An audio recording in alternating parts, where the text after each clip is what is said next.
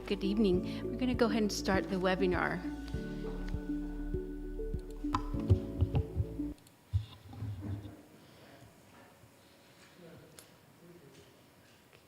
Recording in progress. All right, Mayor, we're live. Good evening, everyone, and welcome to this meeting of the Hayward City Council. We're conducting this meeting in a hybrid form. So here in the council member chambers, we have myself and Mayor Pro Tem Sarah Lamnan is here as well. The other council members are attending on Zoom remotely. I see them over there on Zoom. Hi, everyone. And we actually have some people here in the council chambers, which is kind of nice. So with that, I'm going to call this meeting to order, and I will ask Mayor Pro Tem Lamnan to lead us in the Pledge of Allegiance. Please rise if you're able and join me. I pledge allegiance to the flag of the United States of America and to the republic for which it stands, one nation, under God, indivisible, with liberty and justice for all. Thank you. You may be seated. Thank you. Madam City Clerk, would you call the roll? Yes, Madam Mayor, good evening. Councilmember Andrews. Present. Councilmember Lamnan. Present. Councilmember Marquez. Present. Councilmember Salinas. Present. Councilmember Wahab. Here. Thank you. Councilmember Cermeño. I'm unmuted and everything's good. Thank you. Thank you. Mayor Halliday. Here. Thank you. All 7 members And present. I think that I think it's my microphone that is making that sound.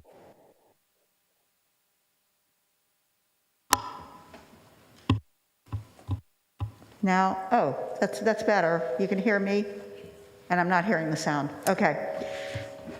Well, I'm hearing it a little bit, but I'll try to keep my microphone off when I'm not talking. So that brings us to our closed session announcement. I believe our city attorney is attending on Zoom. Am I correct? And he will. Good evening, Mayor. Yes, there he is, Mr. Lawson. The council convened in closed session at 5:30 today, and with all members present and no public comment, the council discussed one item as follows: property-related transaction involving Cargill Salt Company. Council took no reportable action, and the closed session adjourned at 6:35 p.m. That's it, Mayor. Thank you. Thank you. That brings us to a very happy item of our presentations this evening. And the first one is really a very special certificate of commendation to, one of the members of our business community, of the Greater Bay Area business community, who really helped us out during COVID and worked closely with our fire department. And so I will go ahead and read this. This is being presented to Avellino Labs. Whereas the pandemic year of 2020 was challenging and considerably affected the Hayward community, and whereas the Hayward Fire Department had early exposures to COVID-19 in January and February of 2020, resulting in staffing challenges and potential negative impacts with service levels to the community. And whereas in an effort to provide COVID-19 testing to the Hayward Fire Department personnel with timely results, it was discovered that average test results took 14 to 18 days at traditional national labs. And whereas the Hayward Fire Department began conversations with Avellino Labs of Menlo Park, a private lab with experience in polymerase chain reaction, or PCR testing, and a developing protocol COVID-19 testing. And whereas Avellino Labs was and is a California accredited CLIA laboratory and obtained emergency use authorization from the United States Food and Drug Administration for their COVID-19 testing process on March 23rd, 2020, And whereas Avellino Labs was processing 200 tests per day and provided results as quickly as 12 to 24 hours for the public and 6 to 12 hours for first responders and healthcare workers. And whereas Avellino Labs was mission-driven for the Hayward community and the Greater Bay Area, scaling their operation to meet the demand for increased testing, and whereas Avellino Labs continues to be the City of Hayward's partner and main testing center for COVID-19 tests, now, therefore, I, Barbara Halliday, Mayor of the City of Hayward, and on behalf of our entire City Council, do hereby commend Avellino Labs for the immeasurable number of lives that they have positively impacted in the Hayward community, for going above and beyond to serve the needs of the Greater Bay Area and for an unprecedented public-private partnership. So thank you so much. And we have here with us in the chambers tonight some members of their executive team who will be, Avellino's executive team who will be accepting, including Angela LaPrey, John Hong, Scott Corney, and John Robson. And we also have our Fire Chief Garrett Contreras here. And so I'm going to, since you're here for the first time in over 2 years, since before this date that you started that testing, I have an actual, I don't know if you have an actual framed commendation for you to give you, and I will come down there and I will present it to you.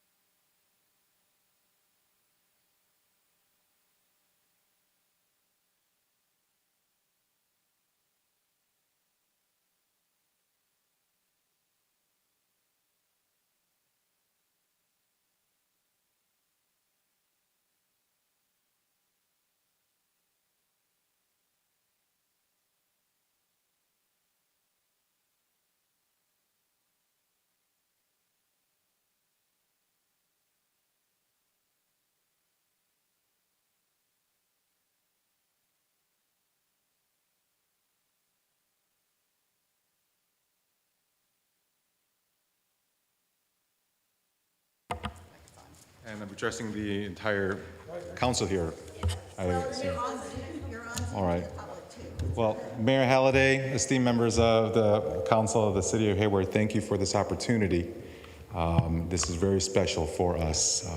2 years ago tomorrow, in fact, we at Avellino Labs started our partnership with Chief Contreras, right behind us, and the Hayward Fire Department to provide the first free community-based drive-up COVID testing in the Bay Area, among the first in the entirety of the United States. As we know, this city, the city of Hayward, was a trailblazer in its response to the start of the pandemic. Not only did you provide testing or support the fire department and Avellino Labs to provide testing, you also provided a food bank for your community members. You provided a live call center for your community members. The response was immediate, tremendous, and material for your community. For that, we commend you, and we thank you for inviting us into that process. We're grateful to have been part of this process. Your efforts were Herculean, serving your community and frankly serving the entire Bay Area. I do know that there were many people who came even from Central California for the City of Hayward's COVID-19 testing. So here we are today. We started with the City of Hayward. You were our very first customer. We performed 61,000 plus tests with you, and we just recently eclipsed the 3 million mark across the United States over the last 2 years. But for this partnership, none of this would have been possible. So on behalf of Avellino Labs, I want to say thank you. We're frankly very proud of this partnership, and we look forward to future partnerships with you as well. Thank you very much.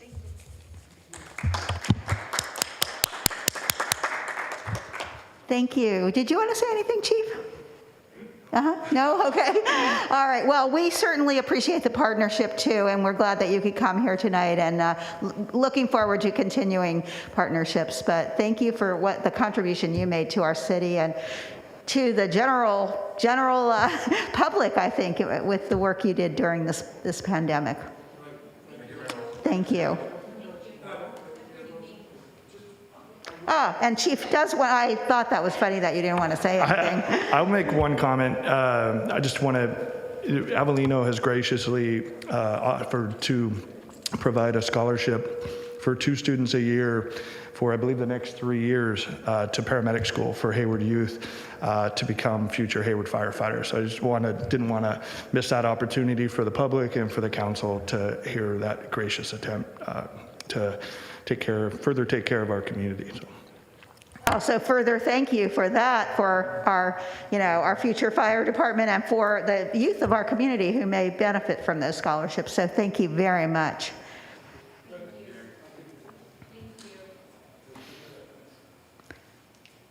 Okay, we do have one more proclamation. This is a proclamation. It's a little late in the month, but we are going to, once again, as we have done for many years now, proclaim Women's History Month. So whereas Women's History Month was first celebrated nationally in 1981, honors and celebrates the struggles and achievements of American women throughout the history of the United States. And whereas during Women's History Month, we remember the trailblazers of the past, including the women who are not recorded in our history books and who have made historic contributions to the growth and strength of our nation. Whereas through hardship and strife, women of every race, class, and ethnic background have spurred change in communities around the world by joining together to overcome adversity and continue to lead the charge for a fairer, more inclusive, and more progressive society. And whereas many local agencies, including AAUW and the City of Hayward, are working hard to improve gender equity and bring down barriers for girls and women. And whereas women providing healing, promoting hope was chosen as the theme for 2022 by the National Women's History Alliance as a tribute to the ceaseless work of caregivers and frontline workers during the ongoing pandemic, and to recognize the thousands of ways that women of all cultures have provided both healing and hope throughout history.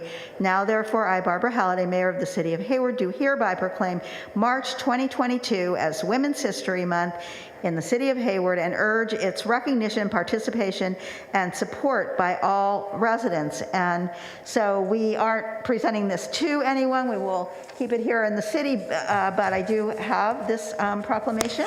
Once again, we are proclaiming Women's History Month. You can't really read that, but it is. And I think that there have been some events throughout the month recognizing women's history, and one was just last night. The League of Women Voters Eden area had a special program honoring I think probably about 25 women of the, who have played important roles in the history of not just Hayward, but the whole area, the Eden area here. And it was very interesting, and we heard from a woman who, unfortunately, her name is escaping me at the moment, but she was one of the originators of creating Women's History Month many, many years ago. And one of their goals, she told us, was to really have people in local communities like ours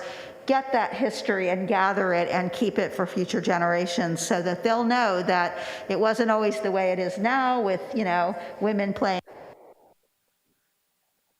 in many parts of our society where that wasn't necessarily the case when I was a child, and certainly not when my grandmother and my mother were growing up. So we thank all of those women, and on their behalf, we are celebrating here in Hayward Women's History Month, or we have been, and will continue through the end of the month. So thank you.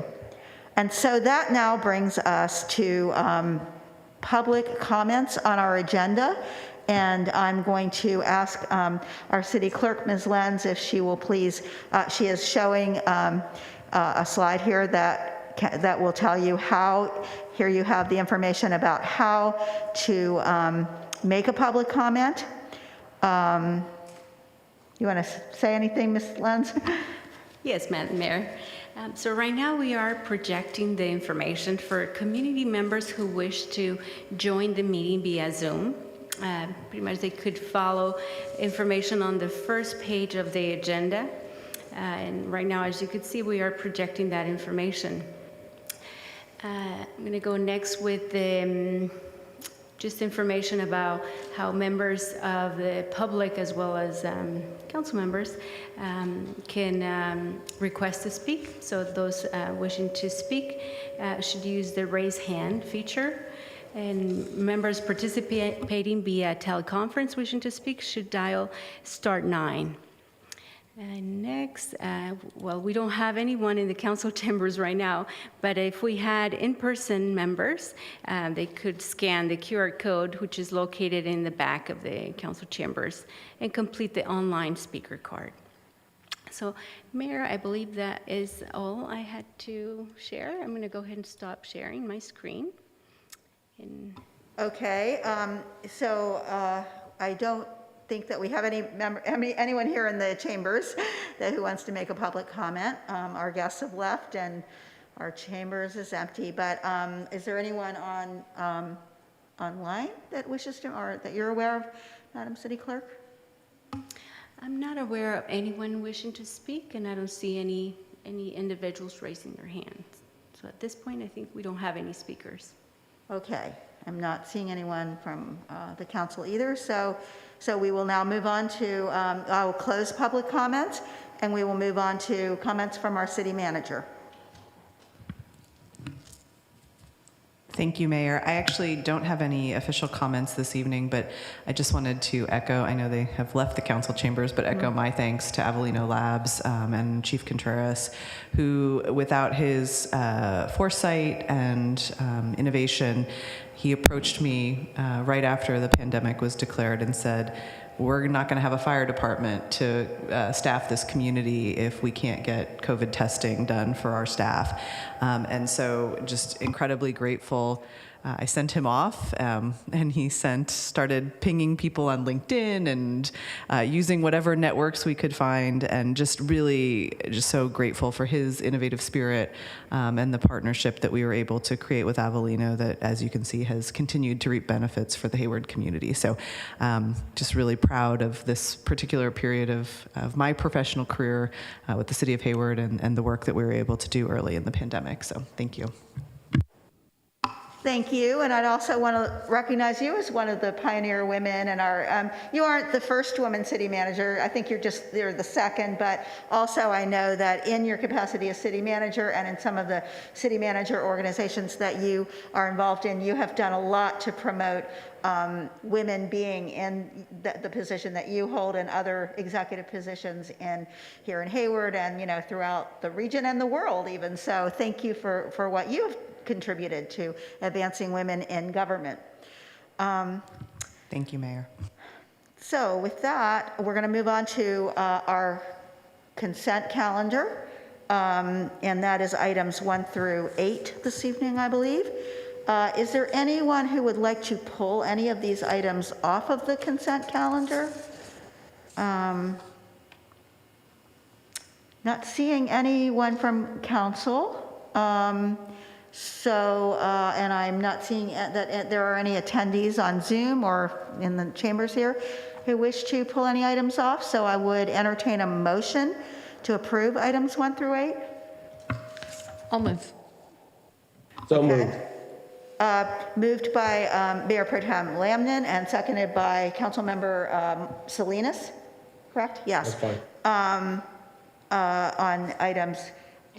Yes, and I do think that Mayor Pro Tem Lamnen has a comment to make about one of these items. Which one is it? It's, Yeah, I just wanted to make a quick comment about item 8. Yeah. Not to pull the item, but just kind of in conjunction with my motion, that I'd like to see us recommend evaluating this kind of program as outlined in item 8 for perhaps for dispatch or other critically needed vacancies throughout the city, as long as it's offset by vacancy savings and it makes sense from a competitive standpoint. So We will be happy to explore that. I know there's a number of classifications where we struggle to hire, so I will work with our Human Resources Director to see if we can implement a similar program for other hard-to-hire classifications. perfect. Thank you. Thank you, Mayor.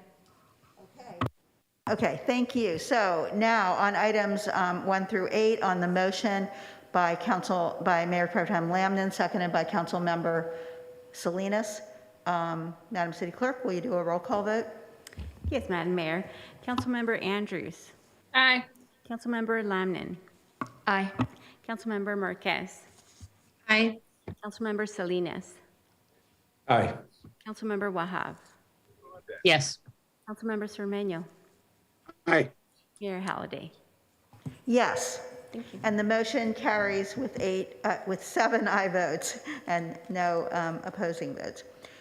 So that brings us to item number 9 on our agenda tonight, and that is an item involving fireworks ban, education and enforcement. And this is an introduction of 2 ordinances amending Chapter 4, Article 15 of the Hayward Municipal Code relating to social nuisance by specifically including fireworks, and Chapter 3, Article 3 of Hayward Municipal Code relating to fireworks by specifically identifying property owners accountable for fireworks. And so we are going to start with a report from our Assistant City Manager and Development Services Director, Ms. Ott. Ms. Ott, are you ready to go? I am, yes. Good evening, Mayor, council members. I'm here. I'm going to be presenting with Mary Thomas, who's going to share her screen now. And then I'm going to just introduce this, give a little bit of the big picture, and then turn it over to Mary to present. So you'll see this is obviously there are some kind of technical things that we want to get done tonight in terms of amending ordinances, but this is also really kind of big picture about kind of the overall approach that we propose taking this year to fireworks to really try to address some of the issues that the community and council raised last summer. And in response, in particular, to a work session we held with the council in July. First, and you'll see there'll be a little more on this, but this has been an interdepartmental effort to it really touches almost all the departments in the city. And so we've kind of put a task force together. We've been working on this.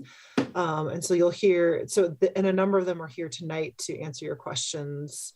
I do also want to just say that this issue is way bigger than Hayward, and that we don't anticipate that what we're proposing tonight is going to solve the problem of illegal fireworks. What we're hoping is that we're kind of making some incremental effort, maybe acting as a deterrent to really some of the hot spots and some of the property owners that are where we know have been issues in the past. And so our hope is that this is really kind of a deterrent and kind of a first incremental step. But we do think that to really solve this problem, there's going to have to be kind of levels of effort at the state level to be able to address these issues. So I just also want to provide that kind of expectation that we don't see this as a perfect solution, but something that we think we can do with our powers and trying to make kind of an incremental difference on this issue. So I'm going to turn over to Mary. And then, like I said, we have a lot of staff on tonight to answer your questions. Go ahead, Mary. Great. Thank you so much, Jen. And as Jen just mentioned, I'm doing the presentation tonight, but this work is really being led by an interdepartmental task force, and the leads for the implementation. So I'm not going to be doing the implementation are really these people that you see in front of you. So Sergeant Faye Maloney, Code Enforcement Manager Phil Nichols, and Deputy Fire Chief Eric Volmer, and they're all here tonight, as Jen said. So wanted to, it's been 8 months since you last saw this item. So wanted to just provide 3 background slides to remind you where we were at in our last work session. So first, just to remind you of the existing fireworks education and enforcement that the city does do. We increased staffing for HPD and the fire department during and around July 4th. We target, or the police department targets operations to catch people who are selling fireworks, trying to focus on supply, which can result in seizures. And then for community outreach and social media, we last year the city generated 37 social media posts, earning 26,000 impressions. We have public service announcements on the billboards, the electronic billboards on the freeways. HPD works with maintenance services staff to put up electronic signs around the city. And HPD also conducts targeted efforts in neighborhoods that we know are specifically impacted. Those efforts include in-person meetings and events and distributing flyers. So that's what we currently do, and we will continue to be doing those efforts. Also wanted to provide some background. We went over this in the July work session, but some of the major primary enforcement challenges right now are around the way that we have been enforcing is if there are crowds, and often fireworks are being put out in crowds, there's an element of safety for staff, where if it's just 1 or 2 people in a patrol car, there's concerns about officer safety in terms of getting out into large crowds and issuing citations. 2, in order to issue a criminal citation, like an individual citation, an officer must witness that person lighting the firework off, which is difficult to, often witness. And then 3, as Jen mentioned, regionally, the supply and the access to fireworks has just skyrocketed. And we know that all cities in Alameda County are dealing with this issue, and most cities in the state are dealing with this issue. So some things we heard from council at the work session in July is really wanting more clarity on what happens when community members call in and make a complaint or report an issue. Didn't want to use criminal citations as a primary enforcement tool. Instead, would rather see non-criminal citations like a nuisance citation. And then a majority of council members last July did not support hosting a sanctioned area for fireworks, for safe and sane fireworks, or hosting a city-sponsored fireworks display. So based on council's feedback, staff took a certain approach for the last 8 months to kind of design something to bring back to you. The approach focuses on key property owners in high areas of incidences. As we mentioned earlier, it's really a lot of challenges around issuing individual citations. So came up with this concept of maybe instead making this a property citation based on a property owner. So you'll see tonight that framework. In addition, using existing enforcement processes to streamline this without creating like a whole new process that would be cumbersome for staff. So wanting to see what we could do there. Really starting with education so that community members know if we're going to start doing more enforcement, and then ramping up as we near July. Allowing multiple ways for the community members to provide reports, because we've heard from community members that they really want to make sure the reports are heard. And then reusing an interdepartmental task force, which you've seen. So based on this approach, the staff report outlined this enhanced enforcement. And again, this is in addition to what the city is already intending to do. So with this approach, what would happen is basically any assigned officer from the city, so this could be a police officer, a fire department assigned officer, someone from code enforcement, if they witness a fireworks violation happening on a private property, they can do this by a drive-by. So the idea here is not for staff safety, not necessarily to engage with the individuals that are setting off fireworks. They can witness it. They can take photographic or video evidence if they are able to. It's not required. And then they will fill out a report and send it to code enforcement. Code enforcement will then issue a citation to the property owner based on that report. And so if it is a rental property, that will go to the property owner, not to the address of the person who rents it. And so this is in line with our nuisance ordinances. This is not a new fee. the fee for the first citation is $1,200, $3,000 for the second, and $5,000 for the third. And the property owner can contest the citation through a hearing. And then, as with all code enforcement citations, if they don't pay it, it then ends up on their property tax bill. And we're updating, so along with this update, making a couple updates to how community members can file complaints. So we will have a portal online, like a website where people can file an official report to code enforcement themselves, including photographic or video evidence if they want. This, however, cannot be anonymous because they may need to testify and if there is the property owner does contest the citation. So it needs to be, we need to have some information about who this individual is. If the community member wants to file an anonymous complaint, they can still do that through Access Hayward. And then these complaints are then sent to the crime prevention specialists at HPD, who will follow up with those addresses with warning letters, basically reminding them of these new fines for their property. And if they are witnessed by staff setting off fireworks, then they will receive a citation.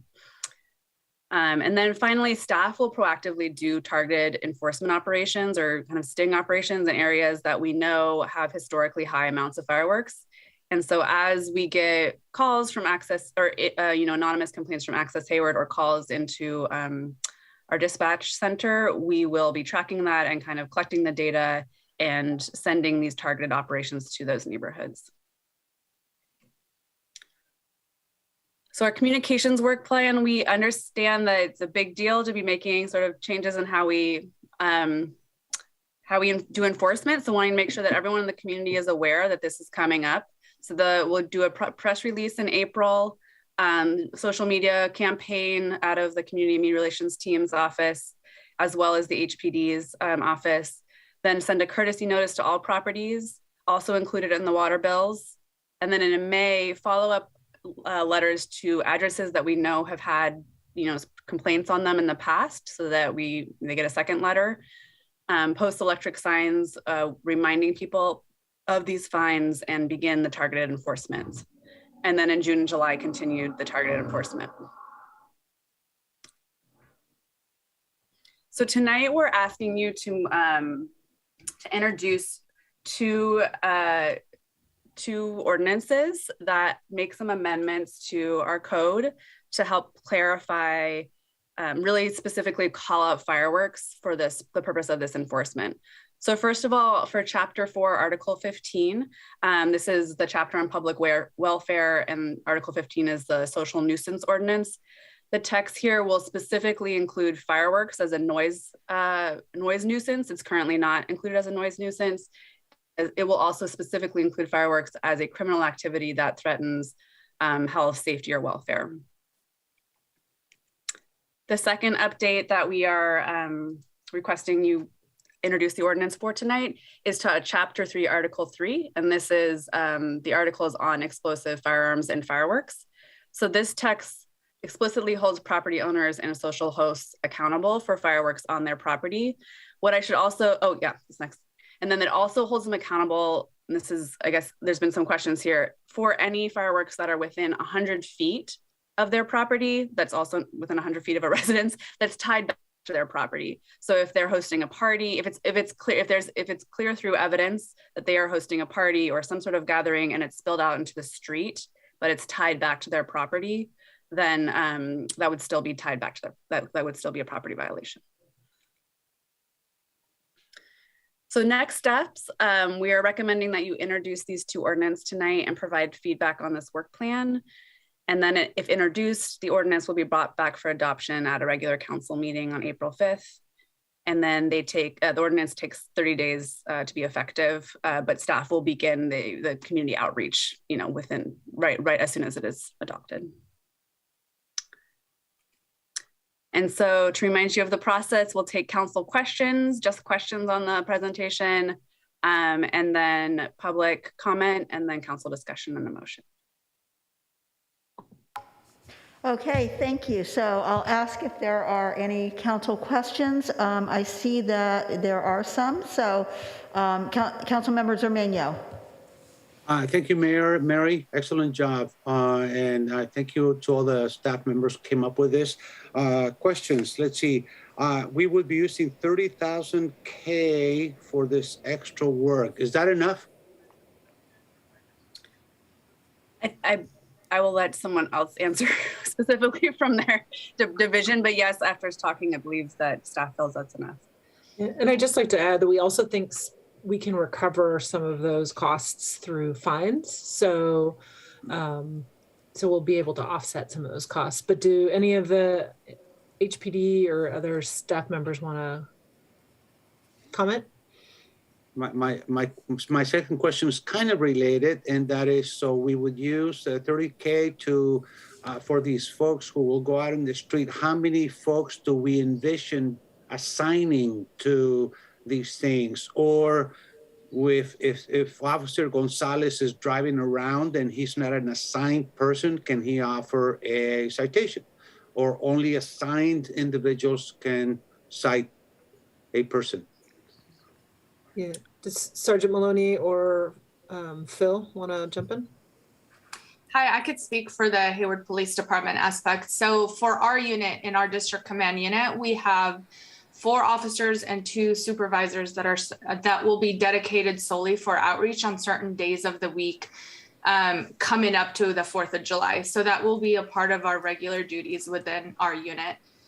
So the department as a whole does authorize overtime during the 4th of July day itself.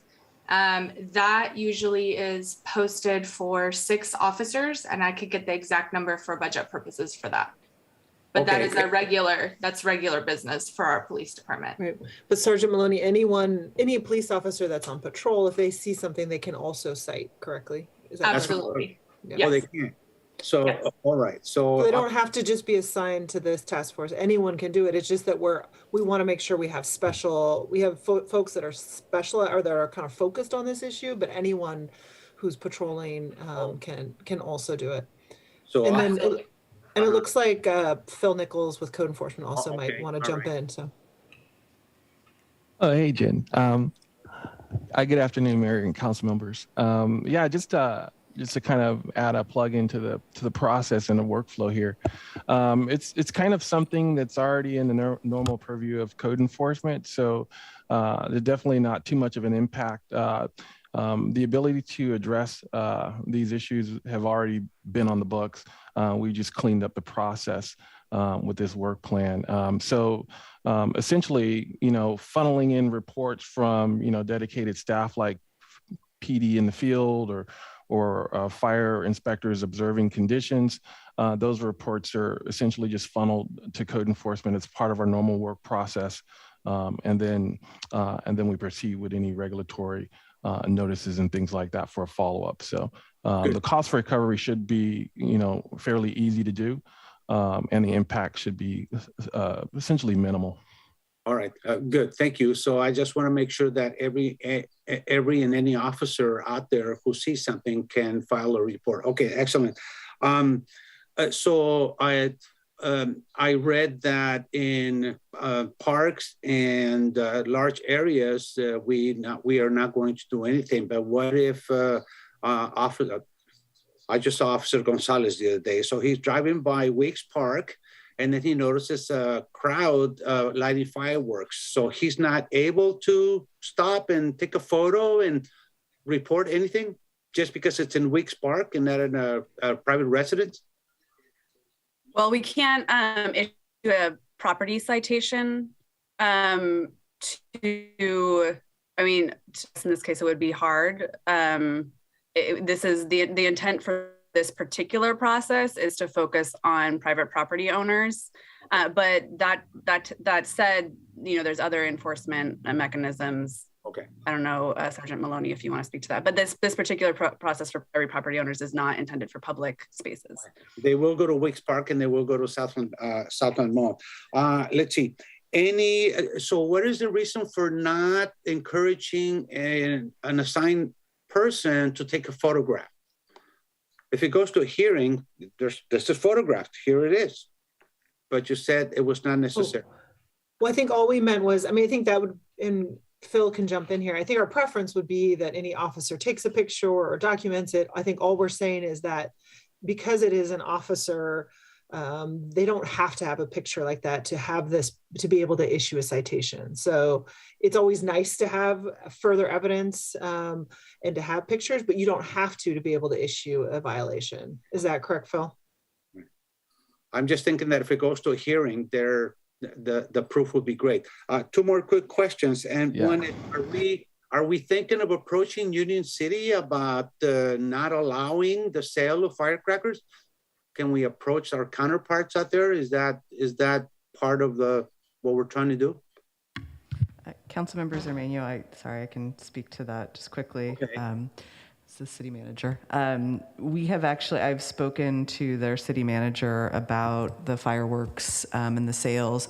Unfortunately, that is a significant fundraiser for their nonprofit community. And so I think that is the challenge that they're facing. And so I do think that some sort of regional partnership or action to address this fireworks sales in Union City is probably the pathway that we need to go down in terms of that. Okay, that's sad to hear. Okay, thank you. And one last one. I like the idea of beginning enforcement in May. Any thoughts of beginning in April? Because we already have fireworks in my area. Yeah, I think what we wanted to do was to take a little bit more of a educational approach in April. Okay. So we'd be sending those notices out in April. We'd be targeting extra notices in those neighborhoods where we know properties have tended to have higher incidents of fireworks. So I think we just want to, because those fines, as you saw, they're not small, and we wanted to kind of make sure everyone knows, hey, we're coming in May. So we wanted to use that whole month of April to really focus on education. Okay, thank you. Good job. Thank you. Councilmember Marquez. Thank you, Mayor. Thank you, Mary, for your report. Can you please elaborate on the appeals process? It was noted in the report and in your presentation that an owner can appeal that. What does that request look like, that whole process? I think Phil should probably talk to that. Okay, sure. Yeah, Councilmember, this is our standard administrative hearing appeals process that you would get in any typical citation or notice of violation as part of the administrative process for the city. So,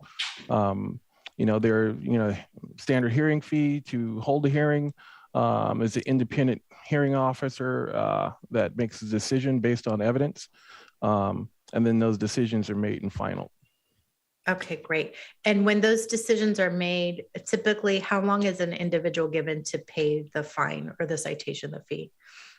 Typically, the hearing officer looks at, or takes into consideration any financial concerns brought up by the property owner, in regards to the payment date, but typically averages about 30 days. Okay. Are they known to provide any type of flexibility with like installment payments if people can't pay it at once?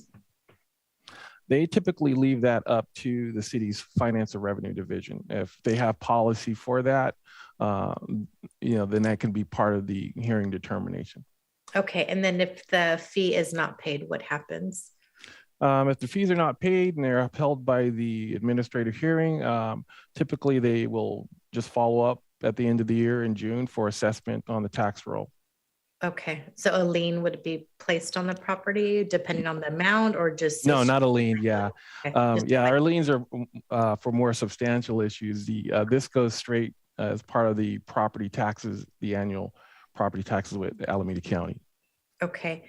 And in order, or I should say, the notice that they're given, is that sent certified mail or US mail? How is that notice typically given to the property owner? The notices are issued by standard US mail per policy, and it's consistent with, our typical government standards for serving notice or legal notice to property owners on violations. If council feels that we need to do more like official certification, we can definitely step up to do that as well. Okay.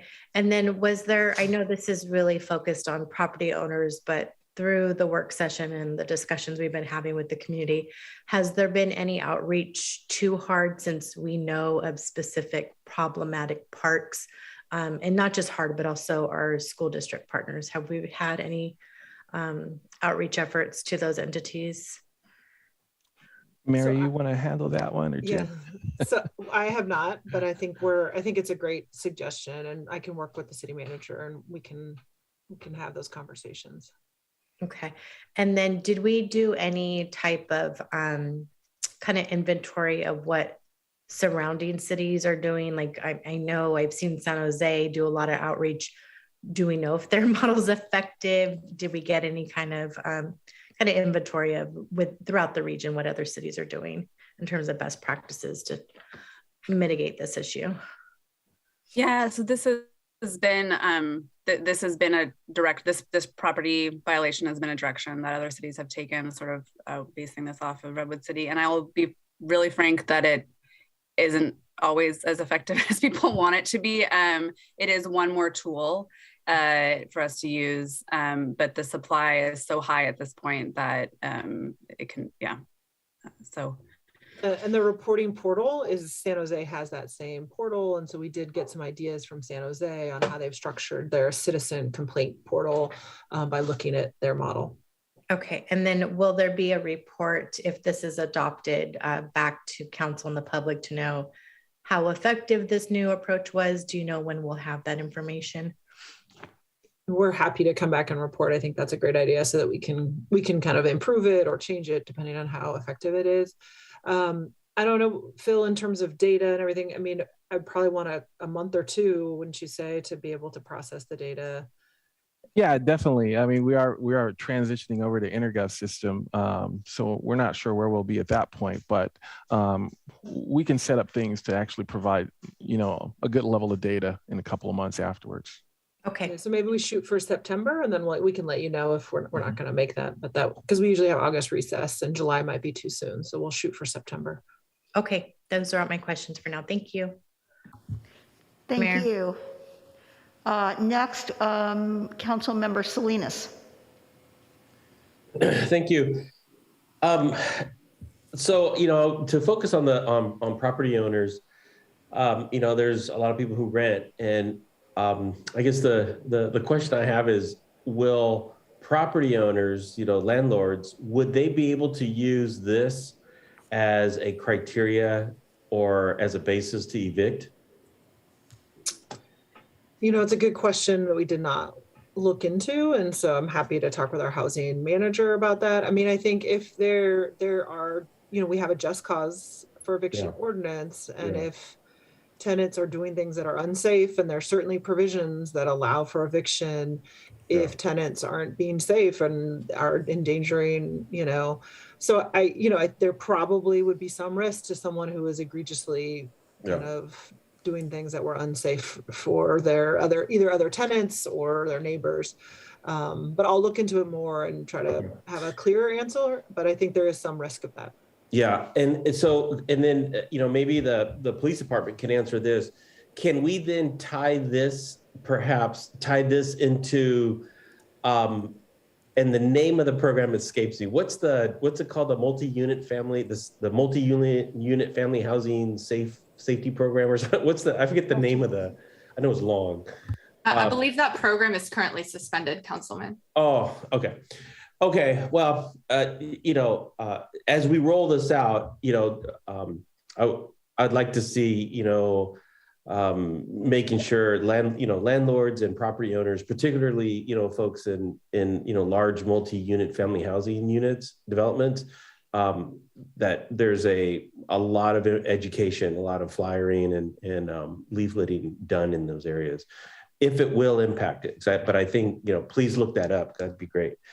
The other one is, do we know, I know in the past, a lot of neighbors have had frustrations about enforcement or even have the digital boards do they work or not? But do we have any empirical evidence as to whether or not any of the digital boards or the social media, has that reduced or stemmed any of the, fireworks? I don't know, Mary. I mean, we had them up last year, right? That was my understanding. So I guess judging by that, They didn't work. Yeah, I think we cannot say that they didn't necessarily work. I mean, I think again, like I said in the beginning, I think our hope is that we just add some other tools so that we kind of make some incremental difference, and that maybe we start to act a little more of as a deterrent, right, to the major areas where there's a lot of high incidents. So do those work by themselves? Probably not. But with these notices, with we're hoping that it makes some incremental impact. But again, we don't see this as solving the problem entirely. The other question I have, it'll be my last question, but the other question I had is, people have expressed deep frustration around not only enforcement, but it's, publicizing the people we do cite, or the folks that we do catch, and sort of make examples of them. I mean, are there legal implications to that? I mean, is that just, should we pass a public shaming? I mean, I think that's generally against our social media policies, but for the city, that we don't share individual information. Yeah, we typically don't do that. Yeah. Okay. Okay. No, that's it. If you could just look up the rental housing implication, that'd be great. Thank you.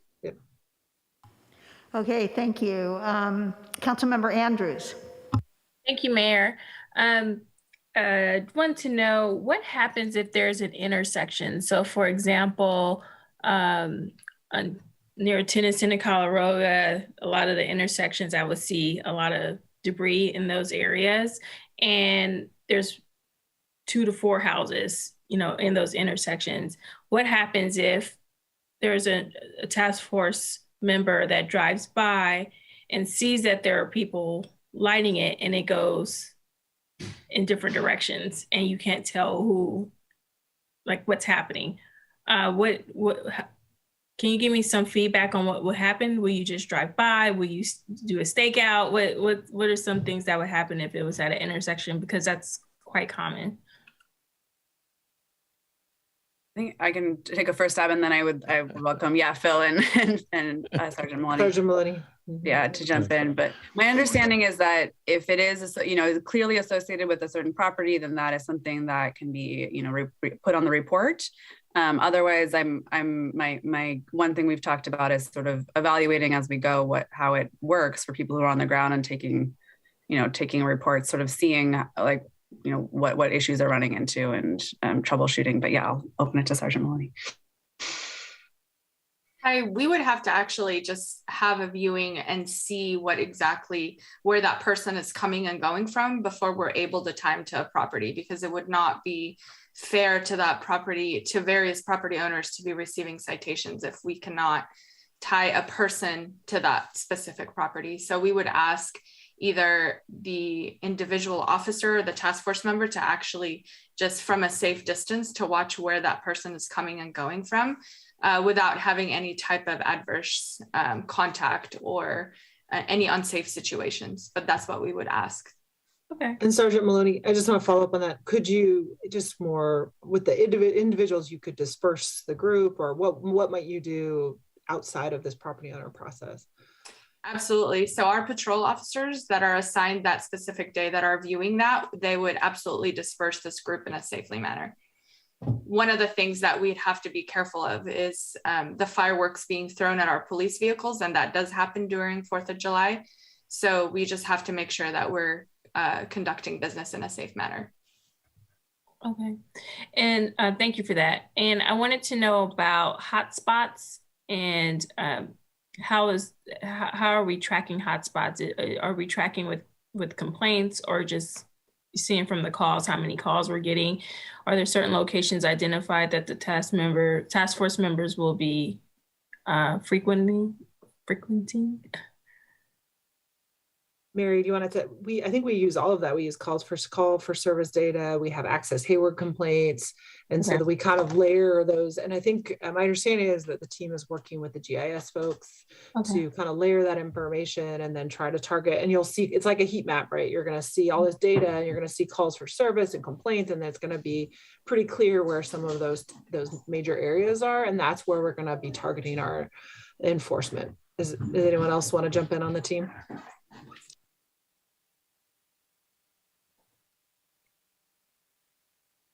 If not, are there additional times where this heat map also picks up? I agree with Councilmember Zermano. I would hear fireworks all year long. So wanted to know if there are other times of the year that we would consider as yeah, we could look into, I mean, it's a great idea. I don't know if we have that capability, but we could look at maybe data by month and kind of see, maybe there's ways to actually see how the heat map changes or what it looks like during other times of the year. So I don't know if Sergeant Maloney or Phil want to jump in on that. So for us, for the police department, we do gather the data for the whole year because we do have a large firework time during New Year's Eve as well. So we do look at the different events that are occurring that prompt individuals to start lighting fireworks. And we utilize those locations and those hotspots for our outreach, whether it's conducting neighborhood meetings in those areas or handing out the flyers or actually leaving flyers at some of those residences where we have gotten complaints before. Okay. All right. And then my last question is about I guess, locations of where the messaging is of the fines, and wanted to know if there's already locations near Chabot, Cal State East Bay, and then near Union City, particularly Union Landing, where I believe there is a station there that sells fireworks. Are there locations identified where there could be more postings there? I'm not sure. Signs? Are you talking about those electronic signs, or what are you thinking? Like electronic signs, looking at how much billboards are. Is this 30,000 going to be enough to help with messaging the increase that we're seeing for the fines? Is that enough money to do more messaging? Yeah, I mean, we think it is enough money. I mean, partly because we will be using some existing staff, but we might there might be some overtime, but we could look strategically at whether or not there's some locations around Union City or where people might be buying and then entering the city. So I'm happy to work with the team, and we could look at maybe putting some signs at some strategic locations near there. Okay, great, thanks. Thank you. I don't see any other questions from council members, so I'm going to open public comment on this item, and we will go to, we have one hand raised I see, and there's another one. So the first one is from one of our former council members, Kevin Dowling.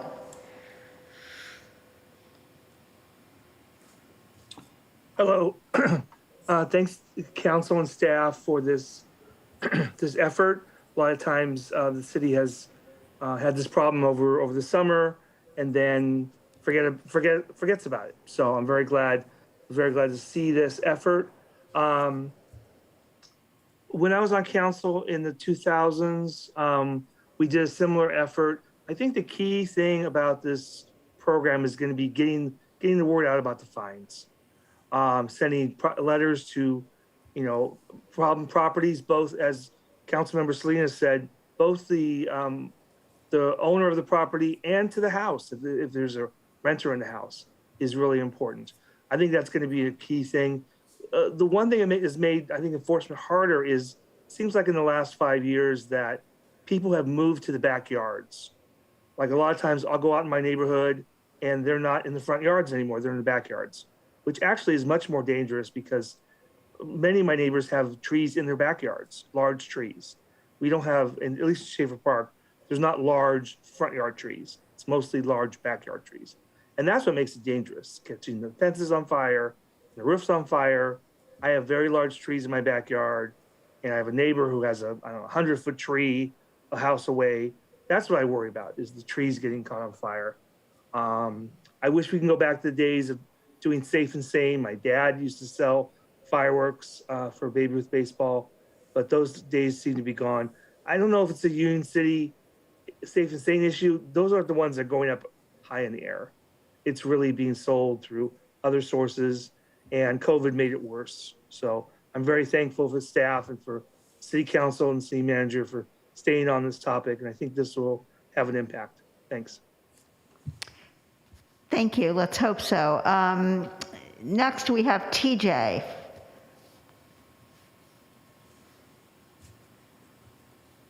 Hi, I'm TJ with Hayward Concerned Citizens. I wanted to express our appreciations to Council for bringing the fireworks issues back to the agenda tonight with some solidly collaborated solutions.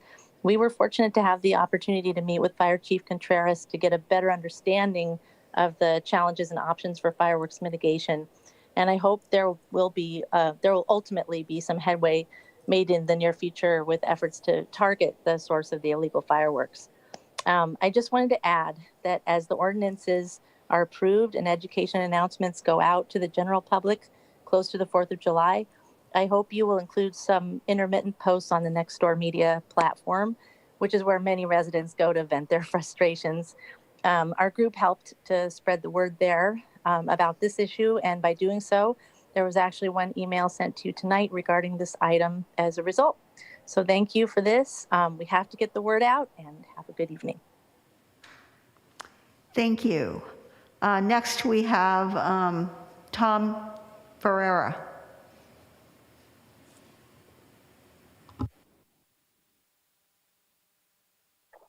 Hello, can you hear me? Yes. Hi. Good evening, City Council. Good evening, Mayor.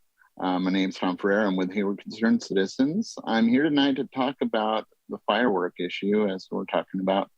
It just doesn't happen on July 4th, as we all know. It usually happens at least a couple months before and a month after that. I do, however, appreciate staff's work on this and well thought out proposal.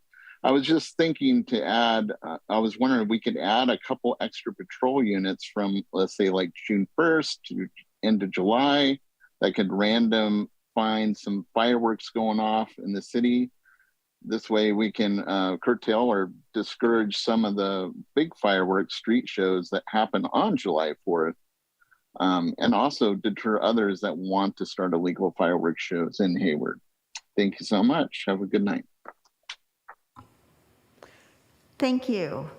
I don't see any other hands raised from members attending on Zoom who want to speak on this item, and there's no one here in the chambers, and I'm not seeing that our city clerk has any requests, so we're going to close public comment and move back to council for comments and hopefully a motion. So let's see who.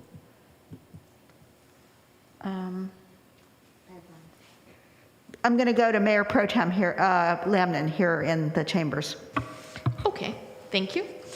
I didn't think I'd be the first one up, but I'm happy to be.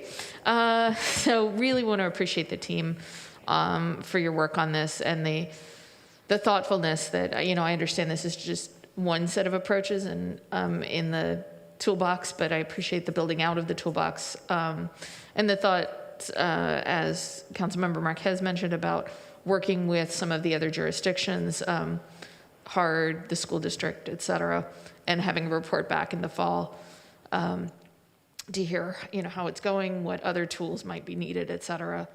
I also appreciated the comment about Nextdoor. Certainly we see lots of reports of places where things happen, so I know it's hard to monitor all the channels there, but at the very least to have the notices go out there.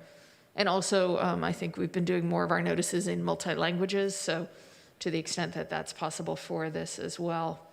And I also want to echo the comments that people said about, it's always fireworks season in Hayward, but especially it seems like mid-May, people start practicing for Memorial Day.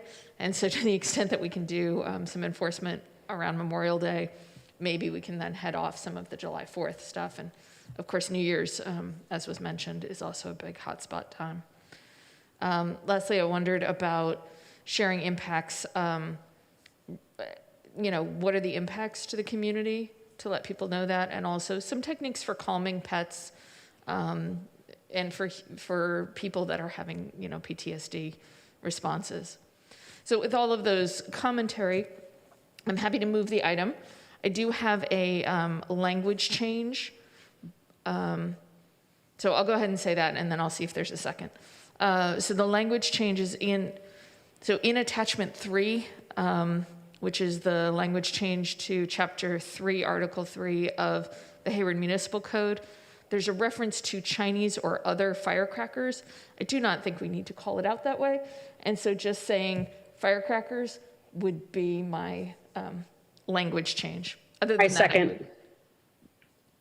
Was that a second, Councilmember Wahab? Yes. Okay. Okay, thank you.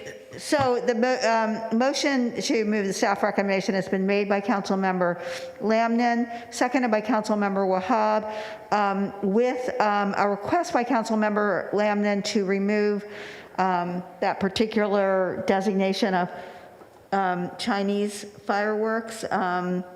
Don't know if they did invent them, but I do definitely see your point, and there's no need to do that. Can that be easily done, the staff? Yes. And so, and when I said they invented them, after all, I have certainly enjoyed my share of beautiful, legitimate sponsored displays of fireworks over the years, and including in China. So there is a place for fireworks, but not on people's lawns in a heavily fire-prone area.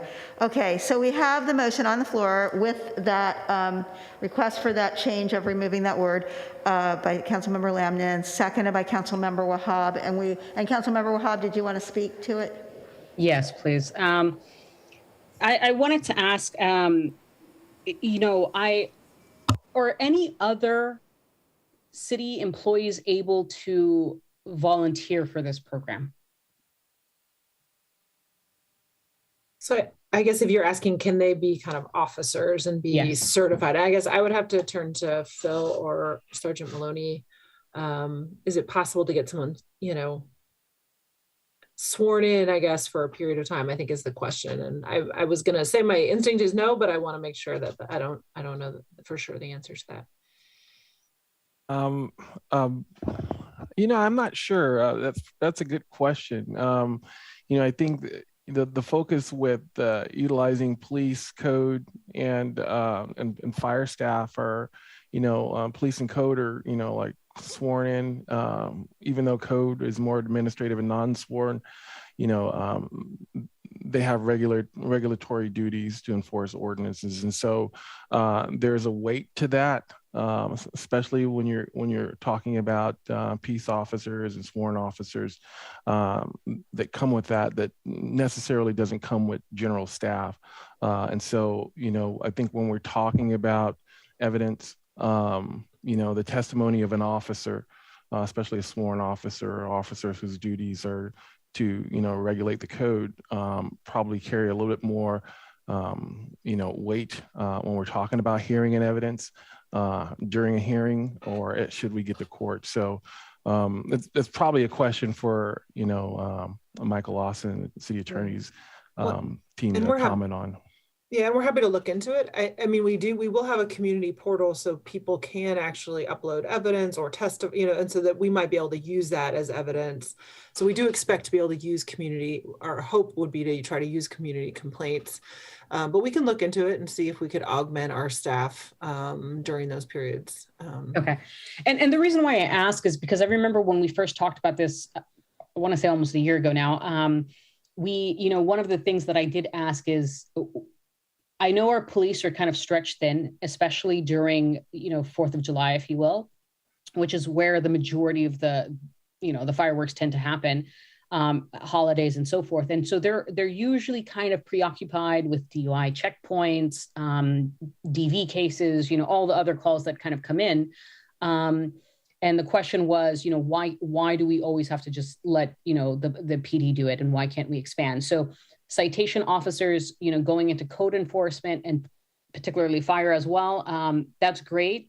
But if we can just keep that pool of volunteers a little bit more open, because one of the other considerations to make is the fact that a lot of people like to also take vacation during these holiday periods, right? So we may not have as many people as we thought we did, or the way that we're assuming we're going to have, right? So I just want to make it a little bit more open, maybe potentially have a training just for this particular type of citation. One, what is the premise of citing somebody via, any of this type of firework issue, but on paper, one, so it's very clear framework. This is when you cite somebody, this is how you would cite somebody, and this is the type of feedback. I think that suffice to say would meet all the criteria, if you will, for any legal litigation type of efforts. So I did want to say that. And Sergeant Maloney, in your experience, I'm going to switch over to my different view. Do you have any additional things that you think that should be incorporated but has not?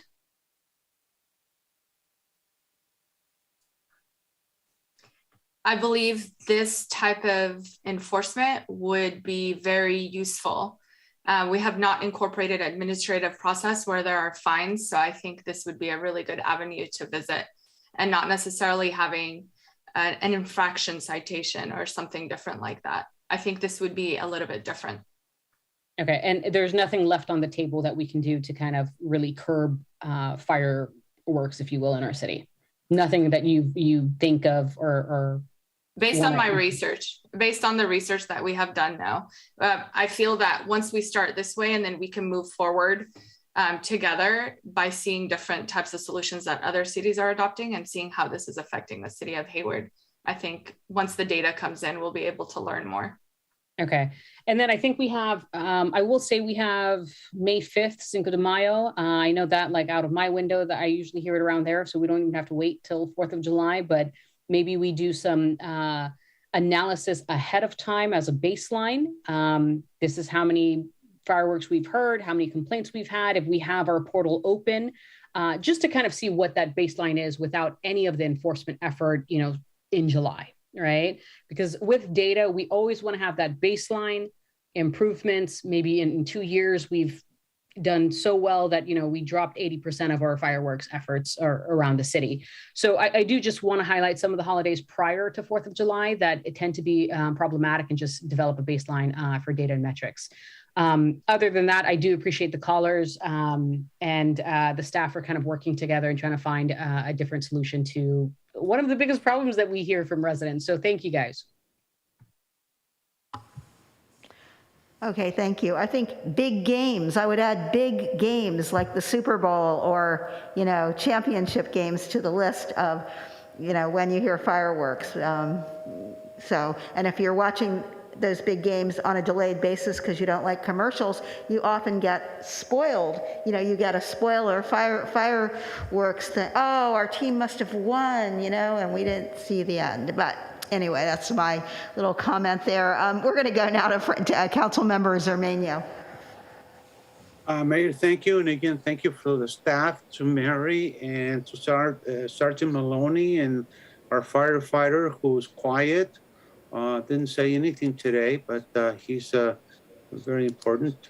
And then also to, oh my God, Nick. Anyway, let's see.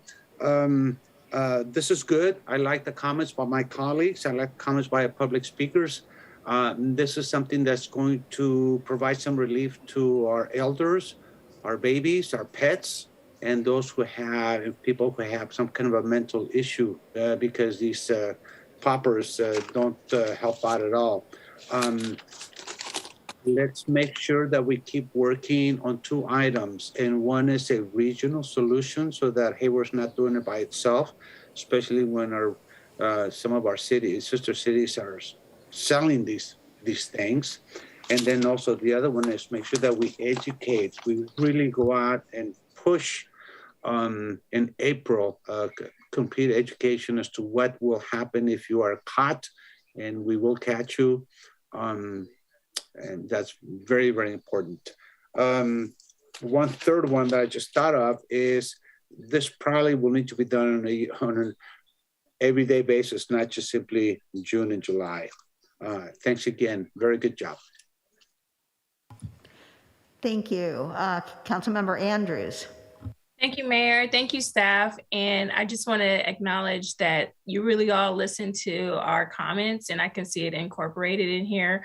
I know one of the biggest concerns I have was identifying a house that was not directly tied to it. So I find that you having a witness physically there and seeing it definitely addressed that issue for me, because I would hate to see a lot of people coming through appeals that weren't involved. So appreciate that.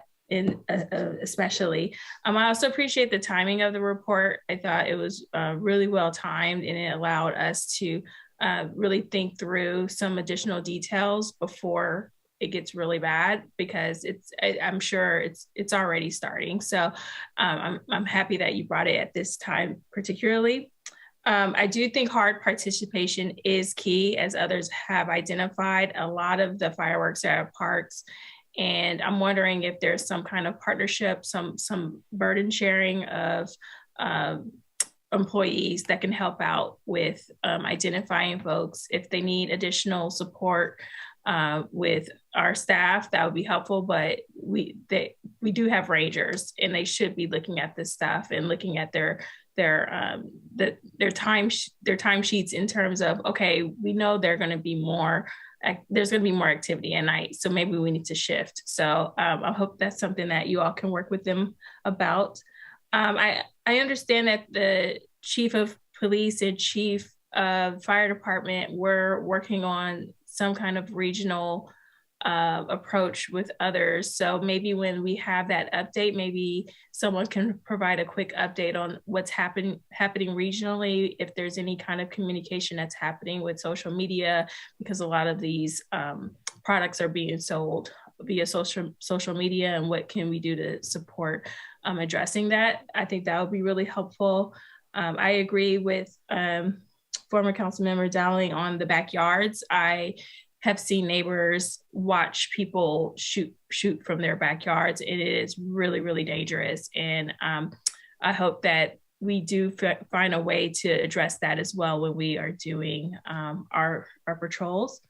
And I didn't add this as an amendment, but I do think there's something that we can also do in terms of, if we identify someone, is there an opportunity for them to help clean up some of the fireworks? If there's, sometimes when they not just pay a fine, but they're physically attached to doing something, some kind of community service, is this something that we can think about maybe in the future? Maybe they come to a couple of Keep Hayward Clean and Green events, just so they could see the impact on the community and see the impact of the environment that is happening with these acts. So that's something to consider in the future, I think. But all in all, I think it was a really good plan and approach, and appreciate your time in looking to this. This is a big concern for the community, and I agree with a lot of the comments made earlier. So thank you. Thank you. Councilmember Salinas.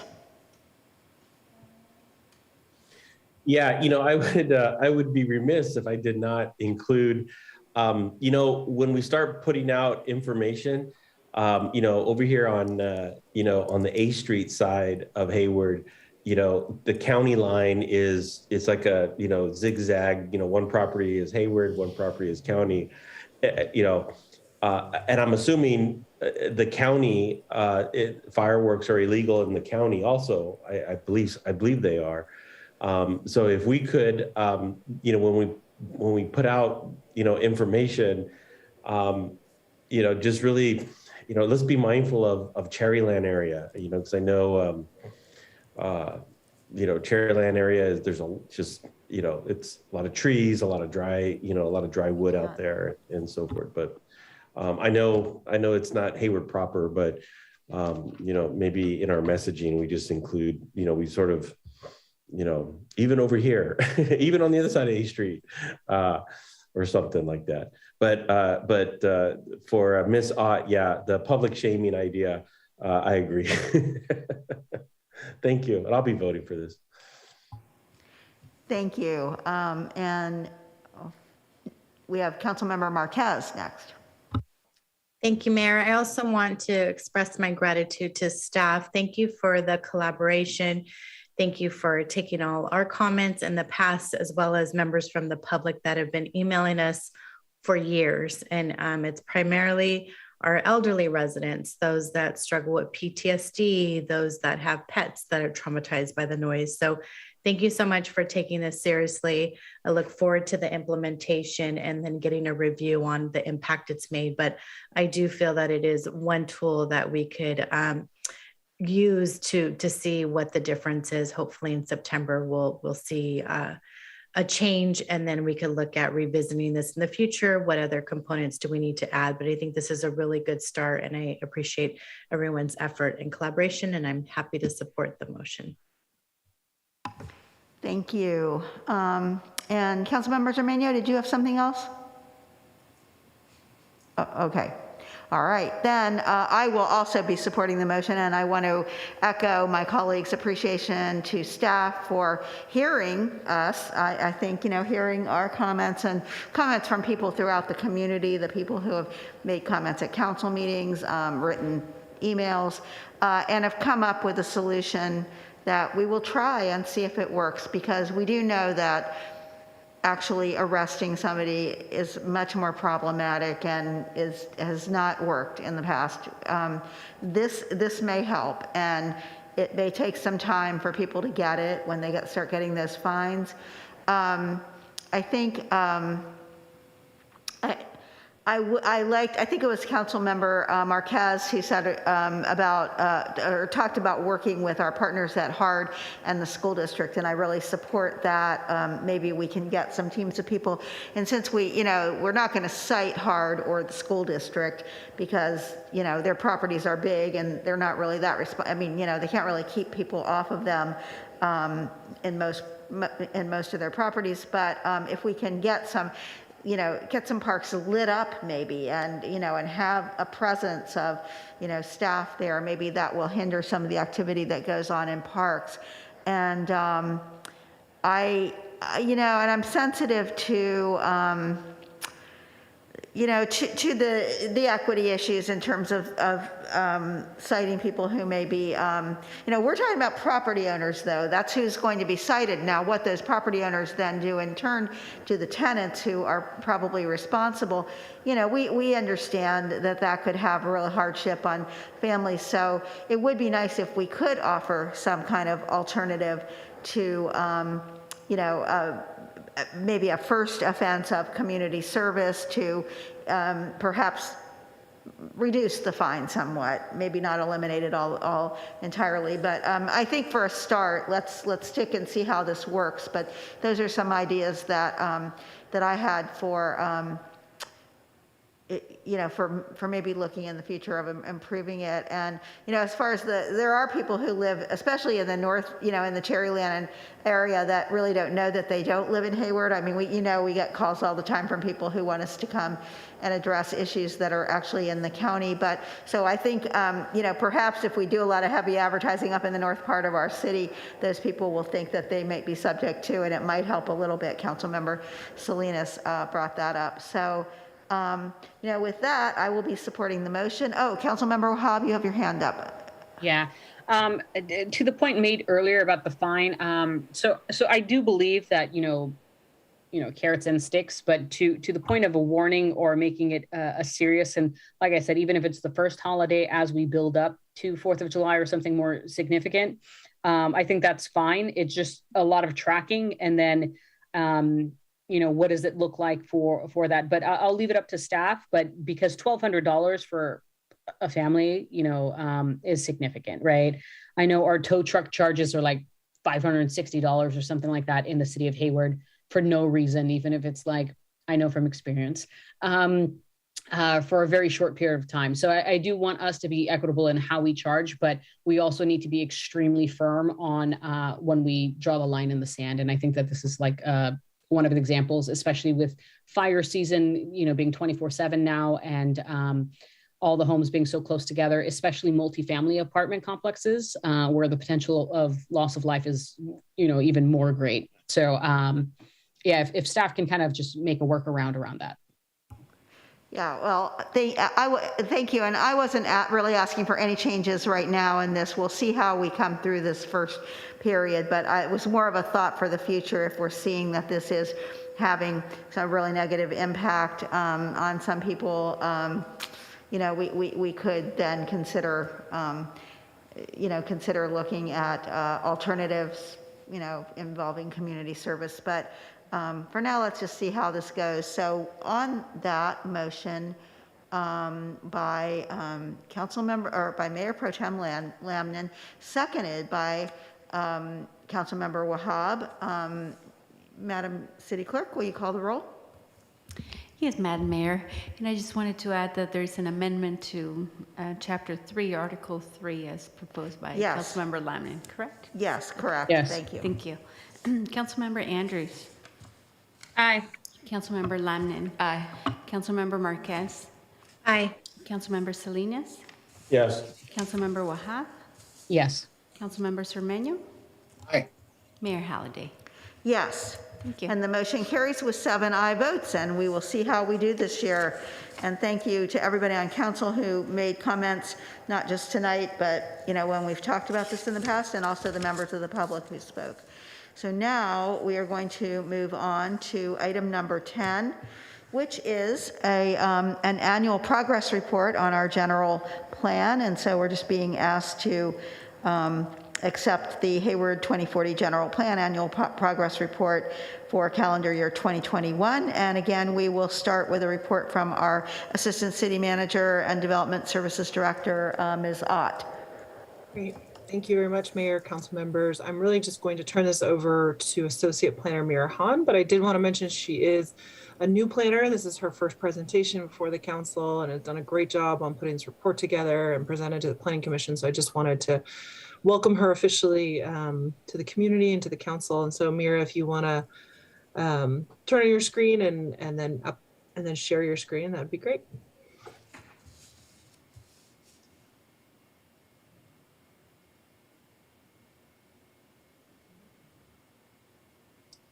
Are you there, Mira?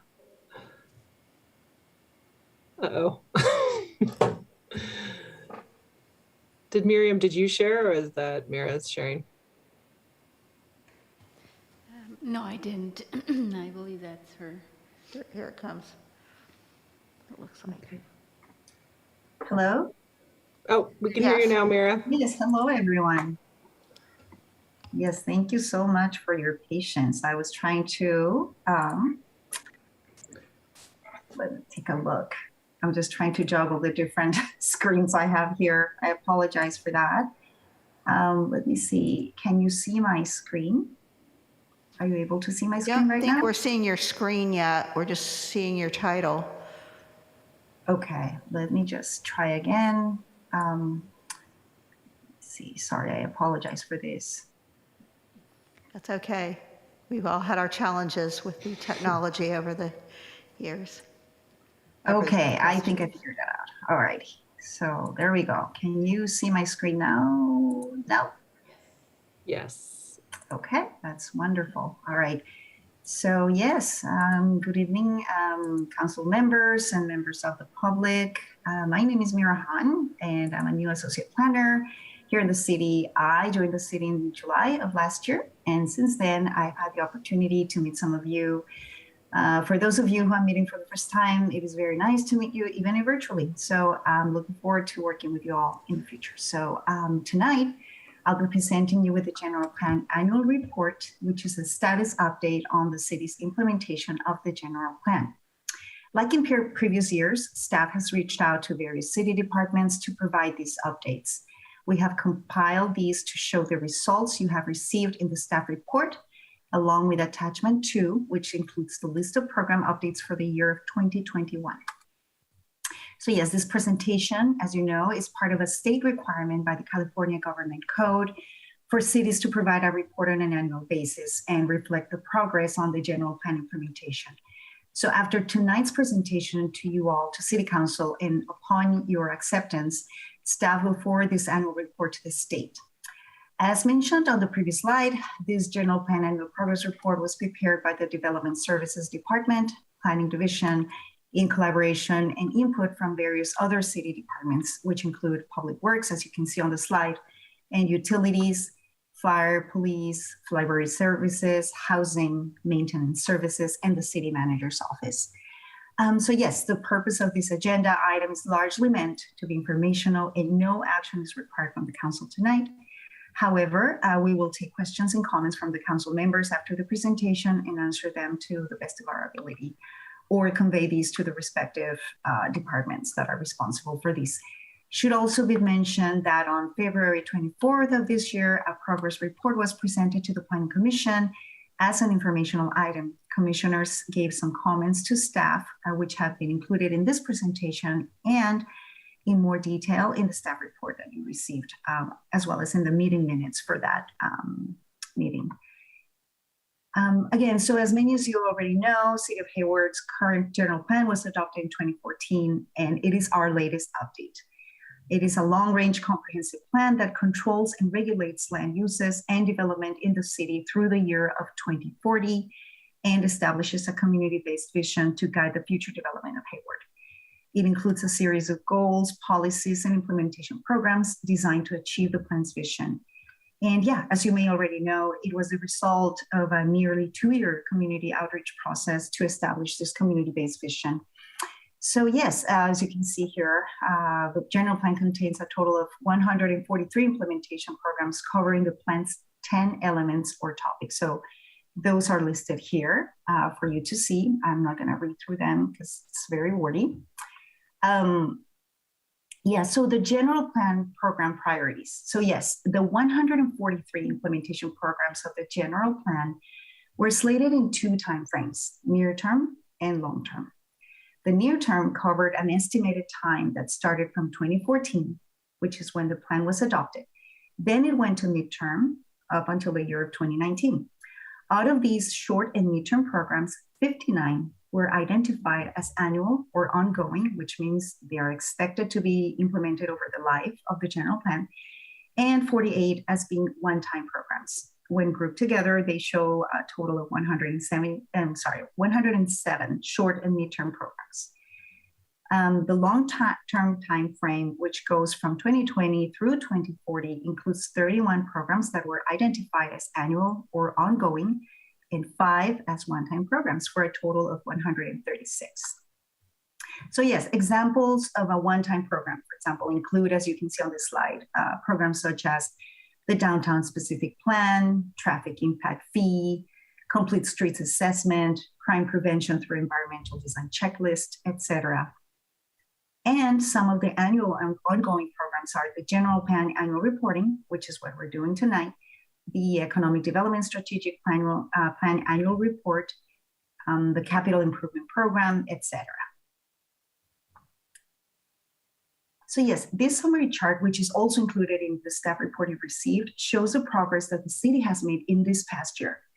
The chart, as you can see, is organized by timeframe, short and midterm, and long term, and also by status, showing programs that have been completed, are in progress, or have not been started. As shown in the bottom row for total, the city successfully completed 28 of the general plan's implementation programs, which is 8 more from the year prior, and has initiated or is currently working on 71 more. This indicates that almost 3/4 of the implementation programs are either complete or in progress. So if we look under the short and midterm programs for the 2014 through 2019 timeframe, 22% are fully complete, 58% are in progress, and 20% have not been started. For the 2020 through 2040 timeframe, which is long-term, 11% are fully complete, 25% are in progress, and 64% have not yet been started. So yes, we received input, of course, from various departments and divisions, and pretty much the conclusion of what was indicated was that the programs that have not yet been started have been delayed for various reasons, including funding availability, lack of resources, shifting city priorities, and of course, the COVID-19 pandemic. But yeah, despite this, and seeing that this is a 25-year plan, looking out to the year of 2040, it looks like the city is making good progress in a relatively short time frame. So I think that's great news. Yeah, and this slide provides a visual representation of what I just presented, the progress the city has made so far. The one on the left shows the progress on the programs identified for short and midterm timeframes. Out of the 177 programs for this timeframe, we can see here that 22% were completed, 58% are currently in progress or process of being completed, and 20% have not been started. The pie chart to the right shows the progress for the 2020 through 2040 timeframe. Out of the 36 programs identified for this more long-term timeframe, 11% are complete, 25% are in process of being completed, and 64 have not been started yet due to various factors, as explained previously.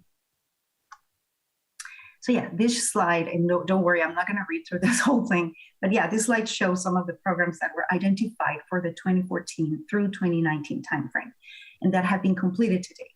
So again, there were 24 in total, but we're just listing here some of them. Of course, I should clarify that some of these programs have taken more time and resources to complete due to their nature than others, due to their nature, scope of complexity, etc.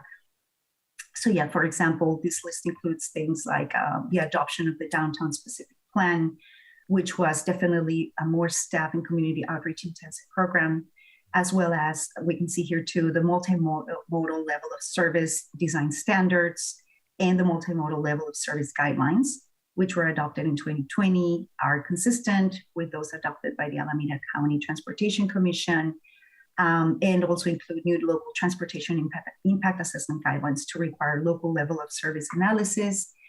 Among others, we also have the development and adoption of water conservation standards with a municipal code for households, businesses, industries, and public infrastructure.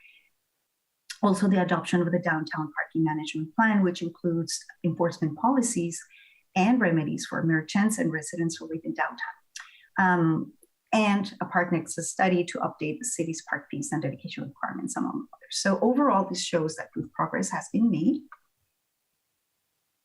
In addition to these completed programs, there are also 62 programs identified for the short and midterm implementation timeframe that are currently underway, most of which are ongoing or annual programs, so they are in progress rather than complete by nature. As you can see on the list, some key programs underway include completion of the Transportation Impact Fee Program, which includes the Nexus report recently finalized by staff, and an ordinance that will be presented to Council in June of 2022 this year. Also updating the city's permitting and building permit processing software, EnerGov. And another one that I could mention here is the Improved Traffic Flow Program that includes new adaptive traffic signals throughout the city, among other programs. So as mentioned previously, some programs identified for this short and mid-term timeframe have not yet been started. Some of these programs are shown here. One of them that I would like to kind of highlight is the comprehensive updates to the zoning ordinance, subdivision ordinance, design guidelines, and off-street parking regulations.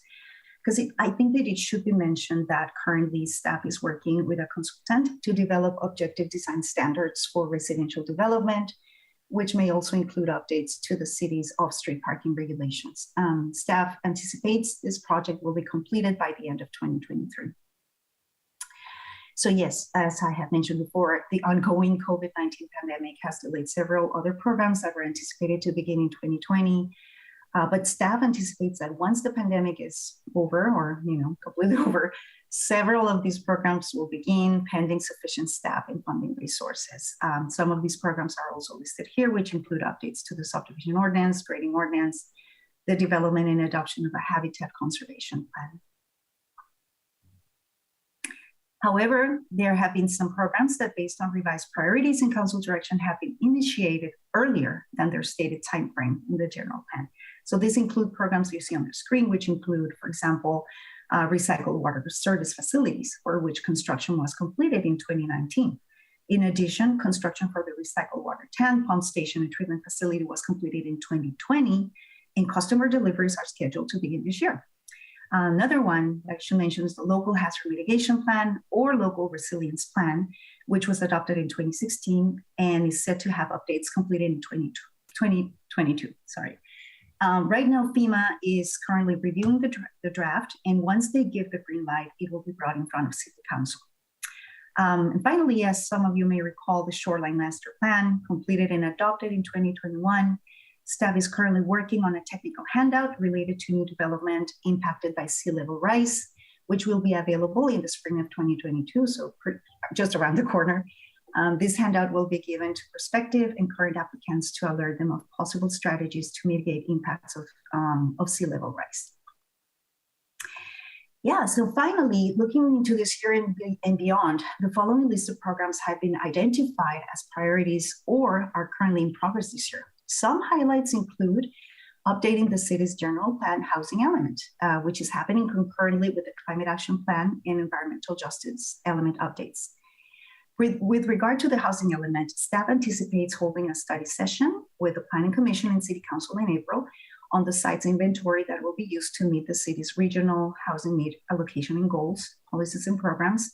After incorporating feedback from that meeting, the city will release a public review draft housing element in May. And in June, the city will hold additional meetings on the draft housing element with decision makers before submitting a formal draft housing element to the state.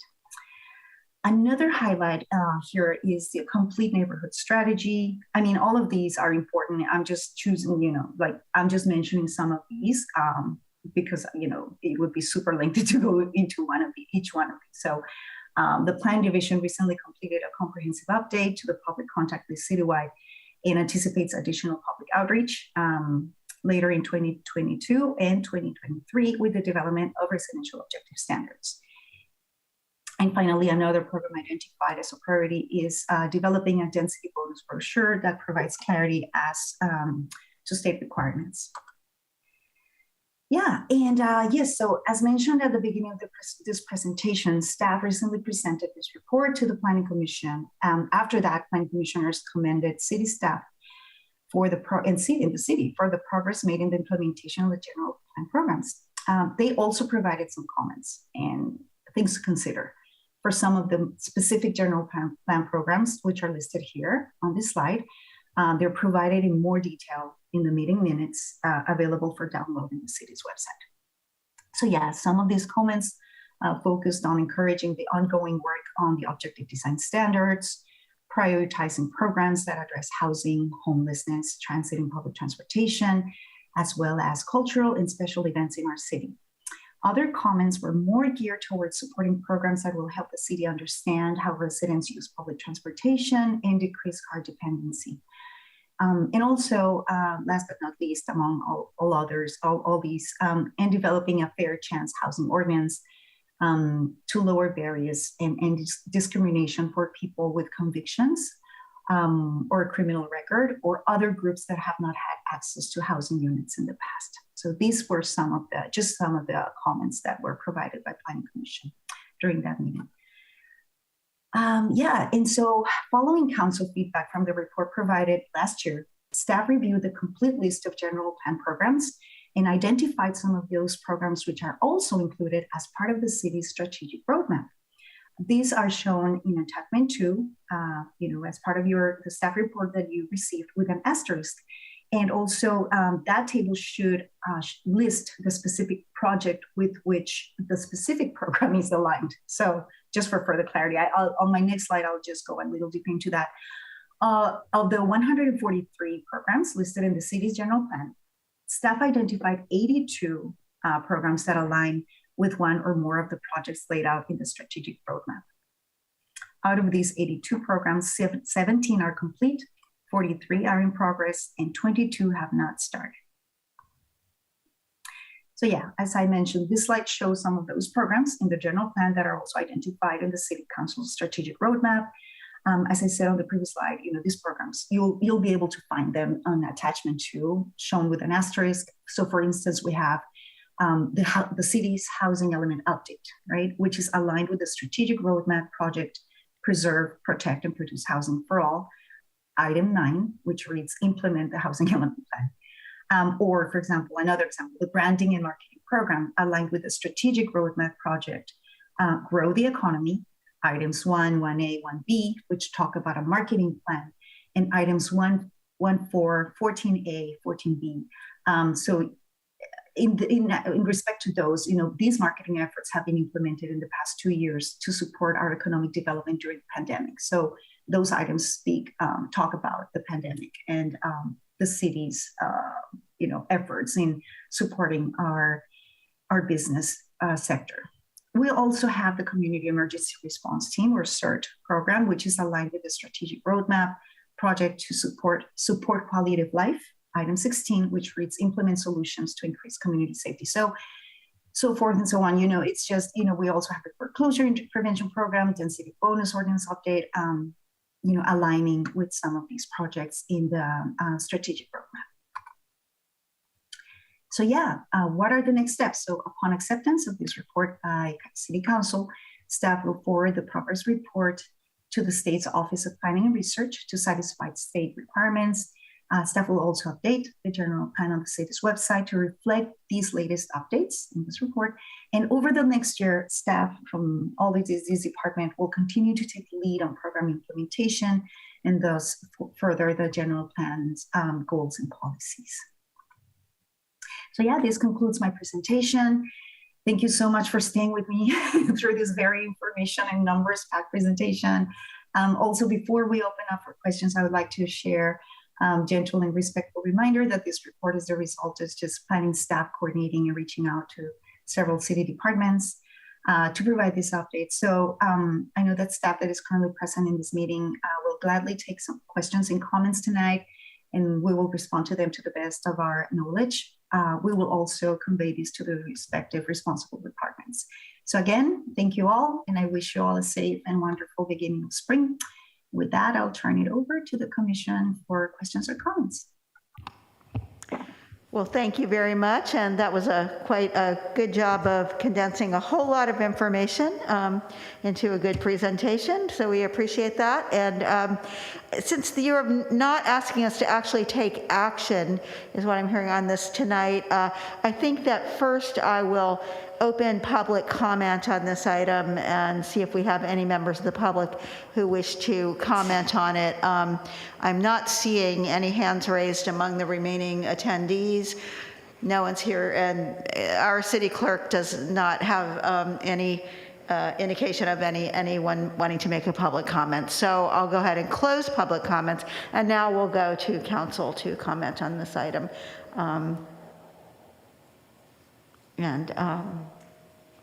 And I think that we just Mayor, I just wanted to. Oh, Madam City Manager, go ahead. Sorry. I was conferring with our Assistant City Manager that if the council would like to make a motion to accept the report, that would, and vote on that, that would probably be appropriate. Then we have to forward it on to the state. So that would just be a good documentation of the action. Okay, so we'll hopefully go ahead and do that. I see Councilmember Marquez has her hand raised. So you just want questions right now, Mayor? Is that correct? No. We've already gone through public comment. Questions, okay, then comments, I'm happy to make a motion for the council to accept the report as presented. I do have one question, if that's okay. Yeah, go ahead. Okay. Thank you for the comprehensive report. Thank you for your work and welcome. Thank you. I did want to see if you could elaborate a little bit. I know we're going to be embarking on a different process to update our housing element. Can you just briefly share with the public what that's going to look like? Anyone that could speak to that, please. Mira, do you want me to do that? Oh, yes. Yeah, if you could. I don't have a super deep knowledge of it. I've been collaborating with it, but yeah. Sure, I'm happy to. And our planning manager, Jeremy Lapirko, is on as well. But yes, in fact, we were just talking about that. So we are working on a very extensive, the housing element is something we're required to do by the state, and it kind of houses all of, no pun intended, all of our policies related to housing and homelessness. And and there's certain things that are technically required that we have to do, identify certain sites where we can have housing, how we show how we're going to be able to accommodate the regional housing needs allocation. which for Hayward's about 4,000 units. So there's certain things that are kind of required, but what we've decided this year to do is really take a much more extensive outreach approach and really try to make it about how we can create housing policies for everyone in our community. And so we have held all kinds of outreach events in farmers market. We've done some social media campaigns, asking people to provide their housing stories. Some of them are really, they're, beautiful stories about someone buying their first home. In other cases, they're really, heart-wrenching about someone losing their home. So there's all these stories that are being compiled. And so really, and then taking advice from the council to really try to go out to shopping centers, go out to laundromats, things like that. So we're actually really going out and outreaching to community, people who don't typically get involved in a housing element process. And so we're taking a much more extensive community outreach process, really with a focus on diversity, equity, inclusion, really making sure we're reaching all of our populations in Hayward. And we will be providing an informational report to the council and the planning commission on the latest efforts that are coming up. We're actually doing a lot more in the end of March and April. So we'll be providing you an update on that, and then releasing the draft housing element in May, and then coming to the council for a work session in early June. But we will be providing a status update that for the community and the council coming up in the next couple weeks. Thank you. And I just wanted to commend staff. As was mentioned in the presentation, a lot of projects have been moved up just because of the urgency. A lot of the environmental issues have been moved up in the timeline. So I just wanted to thank all the different departments and the leadership of this council for kind of pivoting and reprioritizing things. And I think we've made tremendous progress, and I'm looking forward to the update next year. It seems like we keep on hitting strong numbers every year and completing these projects. So thank you to everyone involved. Thank you, Mayor. Thank you. Yes, if I may add go ahead. to the comments on the housing element. So I know that the city and city staff has been involved with a very robust outreach effort right now. And, a survey has been developed in different languages. There's a website, and a lot of it's like a multimedia effort through Instagram, trying to collect his stories and experiences about housing and climate and environmental justice in our community in 3 different languages. Also going out to the community, to Latino markets as well, reaching out to those portions of our community that, Jennifer was saying, otherwise wouldn't have been able to participate. So very proud of being part of that too. Thank you for those efforts. Much appreciated. Yes, thank you. I don't recall, did you make a motion to accept the report? I did. Oh, okay. I did, Mayor. And did we have a second to that motion? I did. Okay, Francis, okay. Councilmember Zermeño, okay, thank you.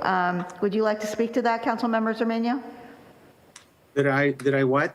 Would you like to speak about it, having seconded the motion? My colleague Andrews raised her hand before I did. Well, okay, we'll go to her then. Councilmember Andrews.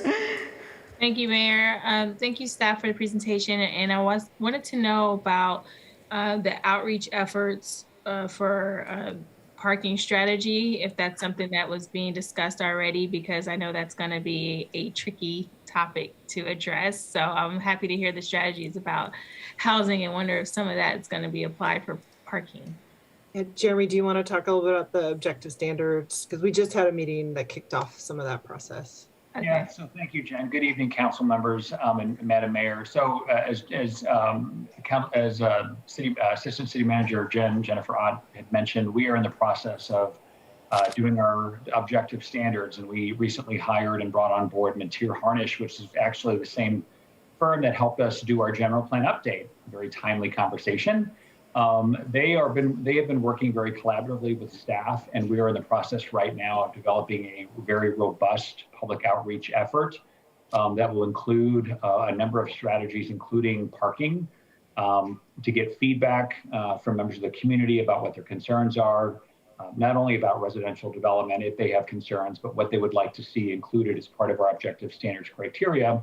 And then as part of that, also taking some surveys and also getting some feedback from residents on where they feel like parking could be best utilized. There may be certain areas or what are issues that they want us to really study when we come back. And so we are planning right now to continue on to work with our consultant to develop that outreach component. And then we are anticipating coming back to the council and possibly the Planning Commission for a report out on the feedback that we received sometime in July, hopefully before the recess, to be able to provide the results of that outreach. And so, yeah, that is in process. But yeah, we just kicked that off last week with our consultant. Okay. And then the other question I have is more about understanding a little bit more about the Cultural Commission. Are there a few more details about that? I saw that as listed. I don't know if City Manager McAdoo might want to jump in here. This is before my time, but I think that was related to kind of public art and art cultural commission. Is that right? I'm City sorry, Manager? could you repeat the question? I missed which. Oh, the cultural commission and just the status. I mean, I know we've talked about public art, but do you want to? I think that's been a question that has been of ongoing debate about creating a cultural commission. The mayor is smirking over here because it is her passion project. And so we, just given staffing levels and the addition of the Housing and Homelessness Task Force, the Infrastructure Committee over the last couple of years, we have not started the Cultural Commission.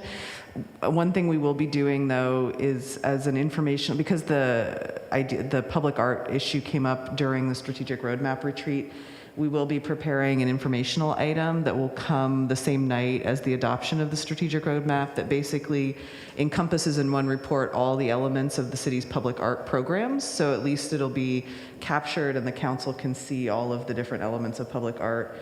And then if the council wishes to schedule a work session or further discussion of that, we can agendize that for a future agenda. So that's kind of where we are, but we had sort of put a pin in the Cultural Commission concept, just given the other commissions and council committees that have been recently created. Okay, totally understand. I would love to see that as an item and some strategies of what we can do that wouldn't be burdensome on staff, as well as developers who are trying to provide amenities and housing to the community. So I would love to see a future topic on some ways to address public art because that's really needed. Those are my questions right now. Thank you so much again for your presentation. Thank you. Thank you for bringing that up. I'll comment a little bit later, but we'll go now to Councilmember Zermania. Thank you, Mayor. Actually, colleague Andrews, I was going to ask the same thing about the Cultural Commission. I would love to see that brought up, just sped up a little bit. I think it's time for us to do something with it, and hopefully we can find one staff person somewhere who could work with a group or 2 or 3 city council people and a group of folks. Let's see, in reading over the historical landmarks, historical language, would it be easier now to try to have Portuguese Park listed in the National Registry of Historic Sites? That's something that maybe we can look into. Next one, businesses. Do we keep track of why businesses leave Hayward? Why businesses fail in Hayward? I'm not sure if we do. I know we recruit. I know we try to retain. That's part of the general plan that we've come up with. But I didn't really see anything that's trying to find out why they leave. Why do they fail? I was looking also for something on street vendors. When people come over from various lands, they bring their culture with them. And one of the cultural items from Latin America is street vending. And it's very popular there. And they come over and sure enough, tamales out of the hood of a car, the trunk of a car, mangoes on a stick on Jackson. And they are spreading. We have more and more. So if we can maybe consider putting it on a plan that we would look into some kind of a central location where would we we would invite street vendors, come on over in this area, this is where you are. And this way we would control their use of styrofoam, their use of non-recyclable products for their packaging. So that's something that I think we should do. But I'm very impressed with the whole process, all the work that's been done. And I love the urban forest item. Oh, I'm a tree guy, so thank you very much. My congratulations to all, and let's keep at it. Thank you. Thank you. I don't see any other hands raised. I'll add my appreciation. This was a very comprehensive report, and it's good to see how much has actually been accomplished, to really look at what we set out to do and what we've accomplished. And we're only about a fifth of the way through this, the time period for this plan. I'm sure we'll come up with a lot of other things. And I just want to thank Councilmember Andrews for bringing up the Cultural Commission, and Councilmember Zermeño for supporting it as well. That makes 3 of us at least, and it is in here. I'd almost forgotten that we actually had this as part of our general plan, and we need to do it. One more. Yeah, one more, sure, Mayor. I'm sure it's out there. We'll get it, but I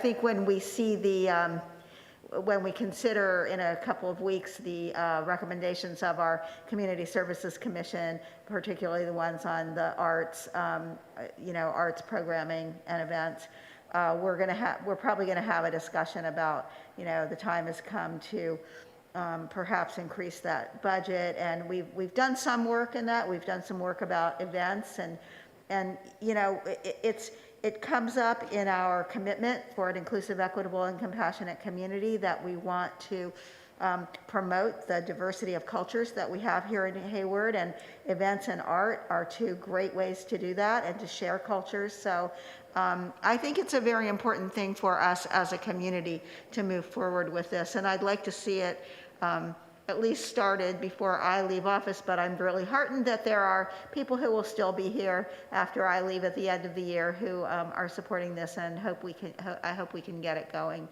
And with that, if there are no other did you want to make? Yes, sorry, Mayor Pro Tem Lamnen here on my right here in the council chambers. So That's okay. I spoke first before, so I'm happy to go last this time. So thank you, Mayor. And yes, many thanks to staff. There is tremendous work reflected in this report. Welcome, Mira. Happy to have you.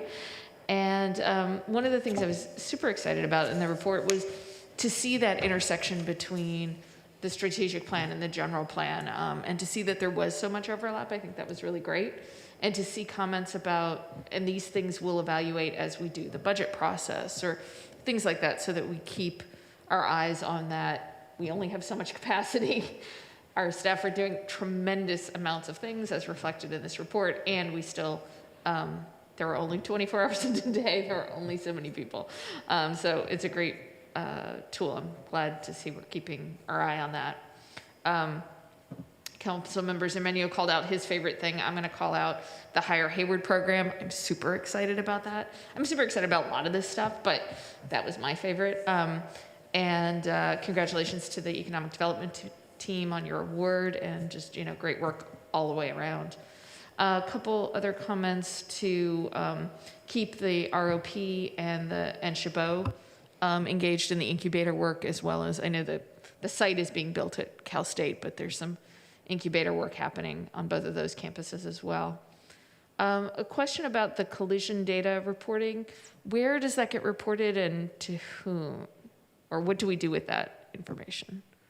There was a comment that it gets reported quarterly, and I was just curious if anybody had a comment. It's the tricky part of Zoom. I'm not sure where to look. So. Yeah, and I don't know, so we can find that out and provide that information. Unless Mira, I don't know that or that was probably from Public Works, and so we just don't know. I do think it is in Public Works, and I think it's also reported to the Alameda County Transportation Commission, because I know we see reports on it, which include all, the whole county, but Hayward specifically too. Okay, so it's reported to help influence street design and things like, okay, thank you, that's helpful. There are high collision intersections that are identified in these, on these maps, and, Okay, thank you. And then, I noticed the comments about the transit gaps, and some of that work has been delayed, but as it gets moving to include the ILC with AC Transit and the JPA with BART in that process whenever that work happens. And of course, I know ACTC is already involved in that. And the M14, which was the availability of transit service, actually AC Transit is already doing, they've updated an app that gives a lot of the data that was sort of outlined there. So that may be one that we want to look at. Do we still need that?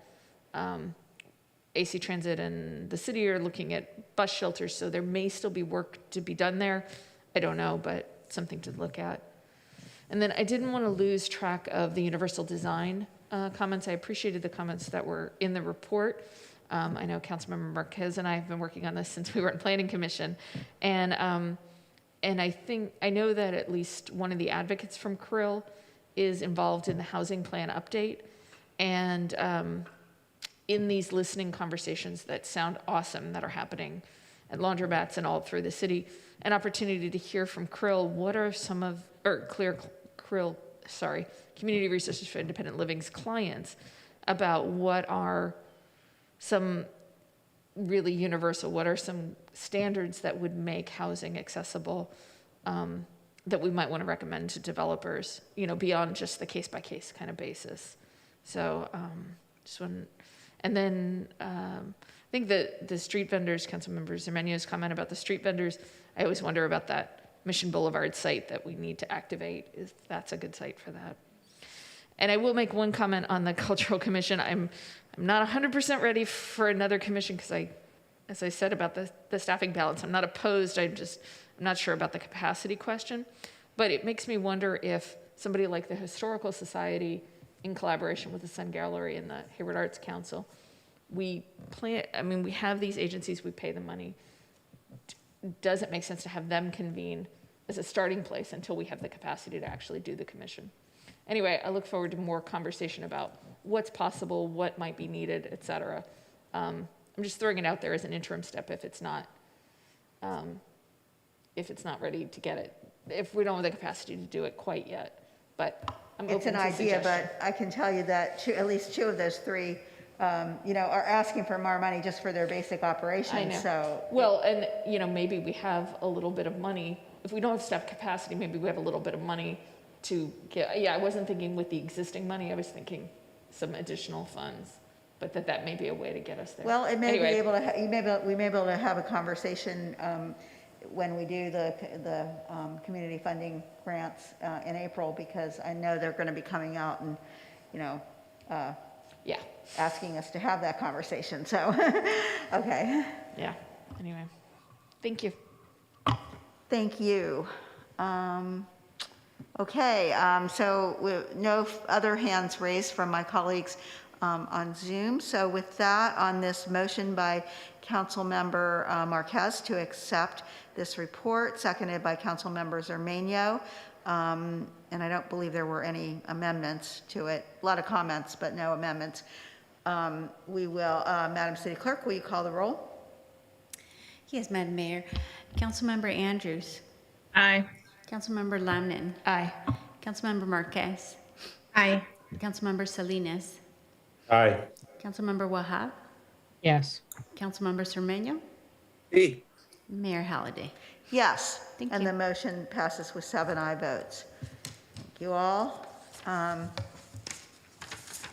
Thank you to our entire staff for all the work done to produce that report and the results that it has, contains. We are now moving on to item number 11, which is a salary plan amendment, adoption of a resolution approving an amendment to the City of Hayward salary plan for fiscal year 2022. And we're going to hear from our Director of Human Resources, Ms. Sangi, on that one. Hi, good evening, Madam Mayor, council members. I'm here to take you through the amendments we have done for the city's salary plan. I'm gonna share my screen with you.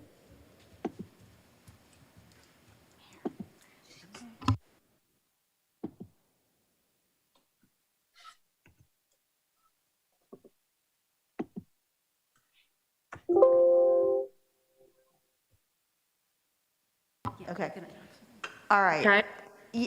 Before you start, Ms. Angie, I'm just going to say that right now we have, because their salaries are part of this plan, our city clerk, are you having anyone cover for you while you're? I can take the role. Okay. So city manager McAdoo will cover for our city clerk, Ms. Lenz, and I believe our city attorney, Mr. Lawson, is also going to recuse himself from hearing or participating in this item. Do we have a member of the city attorney's office that will be here if we need that?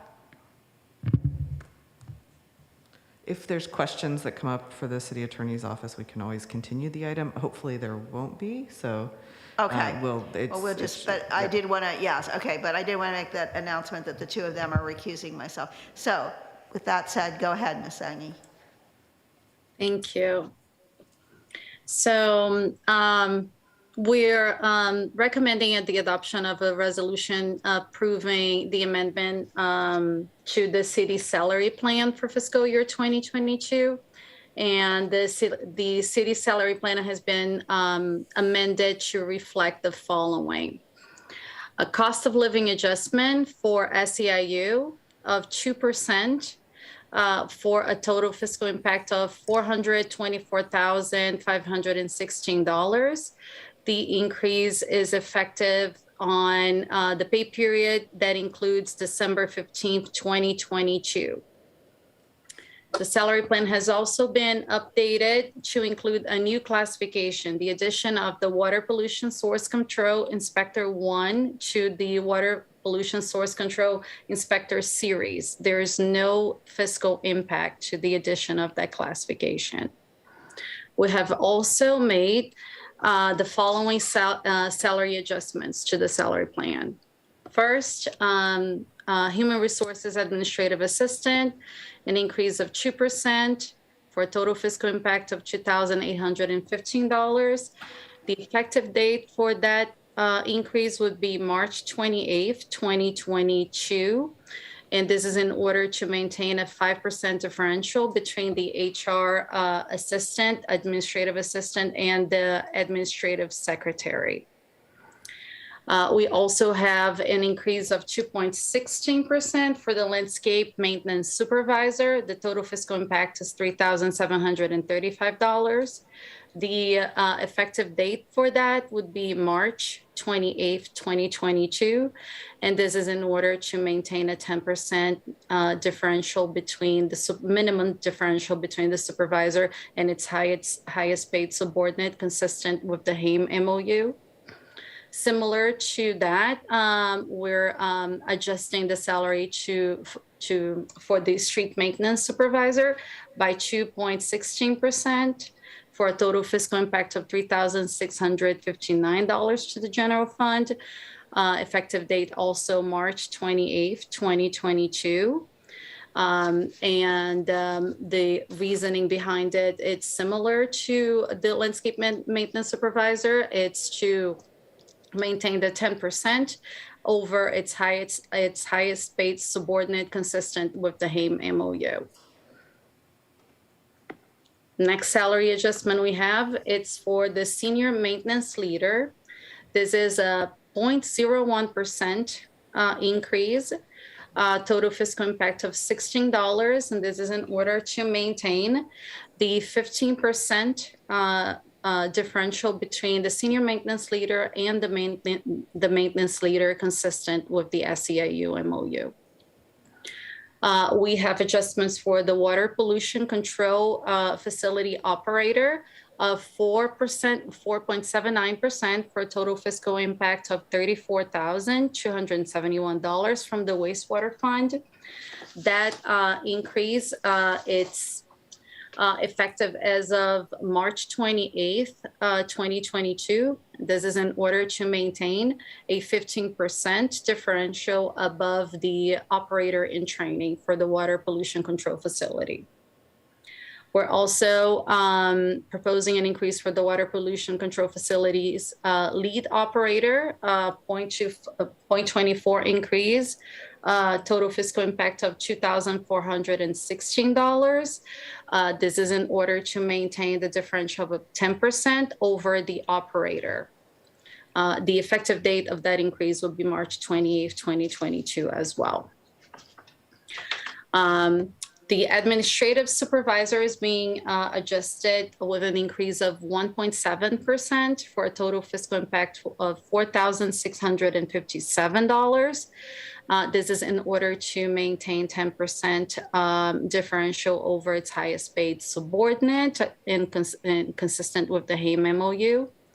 The supervised and permit technician is also being increased by 1.07% for a total fiscal impact of $1,544 from the general fund. Effective date of pay period including December 15th, 2021. And this is in order to maintain a 10% differential over its highest paid subordinate consistent with the Hay MOU. We're also adjusting the salary of the city clerk with a 6% equity adjustment consistent with their employment agreement. There's no fiscal impact to that to that increase. We're proposing a 3.5% adjustment, equity adjustment to the city attorney's salary, also pursuant to their employment agreement. There's no fiscal impact to that. And we're proposing an increase of 5.82% to the executive assistant salary for a total fiscal impact of $15,660 to the general fund. And this is in order to maintain an internal setting of 10% over the salary of the administrative secretary. It's a lot of information, but it also concludes my presentation, and I would open up for questions. Thank you. Are there any questions from council about any of this? Councilmember Wahab. Thank you. I just want to make sure that, one, it's in line. Some of these adjustments are in line with some of their contracts, correct? Over the course of so many years, right? Yes. Okay, and these contracts were done, roughly last year or, every year for the most part, right? Yeah, I believe this was done last year. Okay. All right, that's fine. I appreciate it. Thank you. Thank you. I'm going to now open public. Seeing no other questions, I'm going to open public comment. Are there any members of the public who would like to speak on this item? Not seeing anyone, and I don't think that our acting city clerk has any indication. There's no one here. There's no attendees who have raised their hand. So I'm going to close public comment and go back to council. Councilmember Salinas. So moved. Okay. Is there a second? Marquez will second. Okay. So the staff recommendation on this item has been moved by Councilmember Salinas, seconded by Councilmember Marquez. Madam Acting City Clerk, would you do a roll call vote here? I would be happy to, Mayor. Councilmember Andrews. Aye. Councilmember Lamnin. Aye. Councilmember Marquez. Aye. Councilmember Salinas. Yes. Councilmember Wahab. Yes. Councilmember Zermeño. Aye. And Mayor Halliday. Yes, and the motion carries with 7 aye votes. Option of a resolution amending the fiscal year 2023 master fee schedule. And we're going to hear a report on this one from our finance director, Mr. Clausen. I have saved the most riveting information for last. So we will try to keep it as quick and entertaining as possible here. I've got a very short presentation that I will share here momentarily, and we can go right through this. Can you all see my screen? Yes. Great. All right. So, like you mentioned, we're here this evening to discuss the fiscal year 2023 master fee and fine and bail schedule. I'll steal a little bit of thunder here and ruin one of my slides. There are no changes to the fine and bail schedule, so we won't need to spend any time this evening discussing that, but it is all part of the same process. So the fees, all the fees in the master fee update have been reviewed for compliance with Prop 26 and Prop 218 to make sure that the city is not charging fees that are out of line with either of these state propositions. There are some very minor fees changes, mostly, cost of living type adjustments for various departments around the city. And for some of the things that we provide to the community. We don't think there will be a big impact on folks for those types of the small fee changes. The changes that I will share a little bit more about are there are some new proposed fees, much of which have been included in either the market rate housing or the affordable housing ordinance. And this is really to allow for transparency for the fees that go along with it, allow for the city to make adjustments as necessary up or down, depending on the cost of offering these services to the community, and really allow for us to continue to maintain the level of service that folks have come to expect for the great programs that we've got going in the city manager's office. That's really it. Obviously there was a bit more in the report. I won't rehash through all of it. I will stop sharing my screen here momentarily, but certainly we would hope that council, after all questions are asked, has the comfort level to approve the fiscal year 2023 master fee schedule. Thank you. And I think you get the award for the most concise presentation of the evening, but a lot of information there too. So with that, I'll ask if there are any council questions. Seeing no hands raised, either here in the chamber or on among my colleagues on Zoom, I will go to the public and ask if there are any members of the public who would like to speak on this item. Not seeing any hands raised among attendees, and our city clerk doesn't have any indication of anyone wanting to speak, so we'll move back to council. Councilmember Salinas. Thank you, Director Clausen, and I'd like to go ahead and move the item. Okay. Is there a second? I'll second. Okay, seconded by Councilmember Mayor Pro Tem Lamnin here in the chambers. So any comments? Seeing no hands raised. And our actual city clerk is back. Madam City Clerk, will you call the roll? Yes, Madam Mayor. Thank you. Councilmember Andrews. Aye. Councilmember Lamnin. Aye. Councilmember Marquez. Aye. Councilmember Salinas. Yes. Councilmember Wahab. Yes. Councilmember Cermeño. Aye, Cermeño. Thank you. Mayor Halliday. Yes, and the motion passes with 7 aye votes. And that brings us to the end of our regular agenda this evening.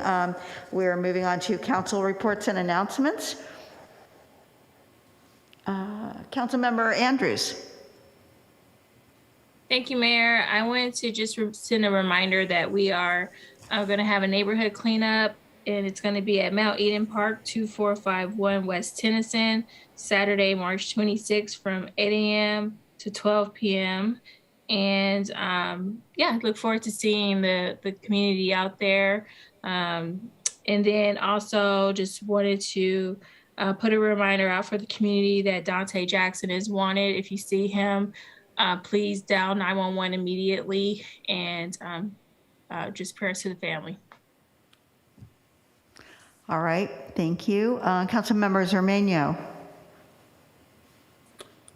Everybody's getting on the clean and green wagon, which I am very happy, and I'm reporting that this coming Saturday, the Puente project of Chabot College will be joined by the Puente students of Tennyson High School and one of their teachers, Jesse Gunn, and they'll be joining the Chabot Puente project at cleaning Hesperian Boulevard in front of Chabot College.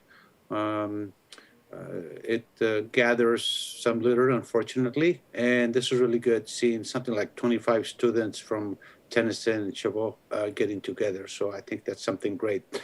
And unfortunately, I'm going to be with family over near LA, and I'm going to miss the Caltrans presentation of cleaning our area, which is Gloria Hallelujah. My thanks to colleague Andrews for pushing Caltrans. I think that's tremendous. Thanks to colleague Lamlin, who's going to be the spokesperson and give a couple of thanks and actually be witness to Caltrans coming to Hayward. Caltrans has really come through. They have been cleaning quite well our intersections along 880. So I'm very impressed, and I'm no longer as unhappy with Caltrans as I was before. So I'm almost a happy camper with Caltrans. So they need to put some lighting on the underpass at A and 880 to coincide and help the beautifying that was done by the city staff. They did a very nice mural painting, painting them, the pillars very bright orange, so it doesn't look so drab, and actually put a really nice cover on the ugly chain link fence. So if you drive on A Street below 880, it looks real nice. So thank you all, and let's have a cleaner and greener city. Thanks. Thank you for that. And Councilmember Marquez? Thank you, Mayor. I just wanted to let the public know that at our main library on C Street, the kids area is fully open and they are going to be resuming in-person story time. Had a chance to see a lot of toddlers enjoying our library. You know, it's taken a while to get that section completed, but it's really exciting to see the progress that's been made and how many community members love our library, not only our main library, but Weeks Library as well. And then just encourage people to really enjoy Heritage Plaza. It's really a beautiful gem in Hayward, and it's a good place to just kind of disconnect and be centered with Mother Nature. And thank you to Councilmember Andrews for bringing up that Dante Jackson is still at large. He's a suspect in the murder of Sophia Mason, and there were several community members and her family that held a visual this past Saturday, candlelight visual outside of Hayward City Hall. So just want to echo the comments made by Councilmember Andrews to please share his photo on social media and report any information you may have to the authorities. Thank you, Mayor. Thank you. And with that, I will, no one else has anything? Just will say that, yeah, I'm sorry, I'm too going to miss the Caltrans announcement, but I'm glad to hear that they're making Councilmember Zermeño happier by doing more cleaning up. I think that has been evident. And thank you, Mayor Pro Tem Lamnin, for representing us at this event. I think it's Friday morning here at City Hall. And so I also wanted to announce that next week we will be having a special meeting. Again, it will be hybrid, I believe, and but it will actually be all virtual. Oh, I'm sorry. It will be an all virtual meeting, but it is going to be one of our joint meetings between the City Council and the Hayward Unified School District Board. And we'll be talking about, from the school side, the recent announcement about some school closures, and on the city side about some of our housing plans. And I think we'll be having some discussion about how the two of those things may work or may not work together. So tune in for that. And seeing no other hands raised at the moment, I think We have come to our adjournment. We will next be meeting with a regular city council meeting in 2 weeks on April 5th. And so until that, Councilmember Zermain, you didn't have something else, did you? Oh, okay. So until then, this meeting is adjourned.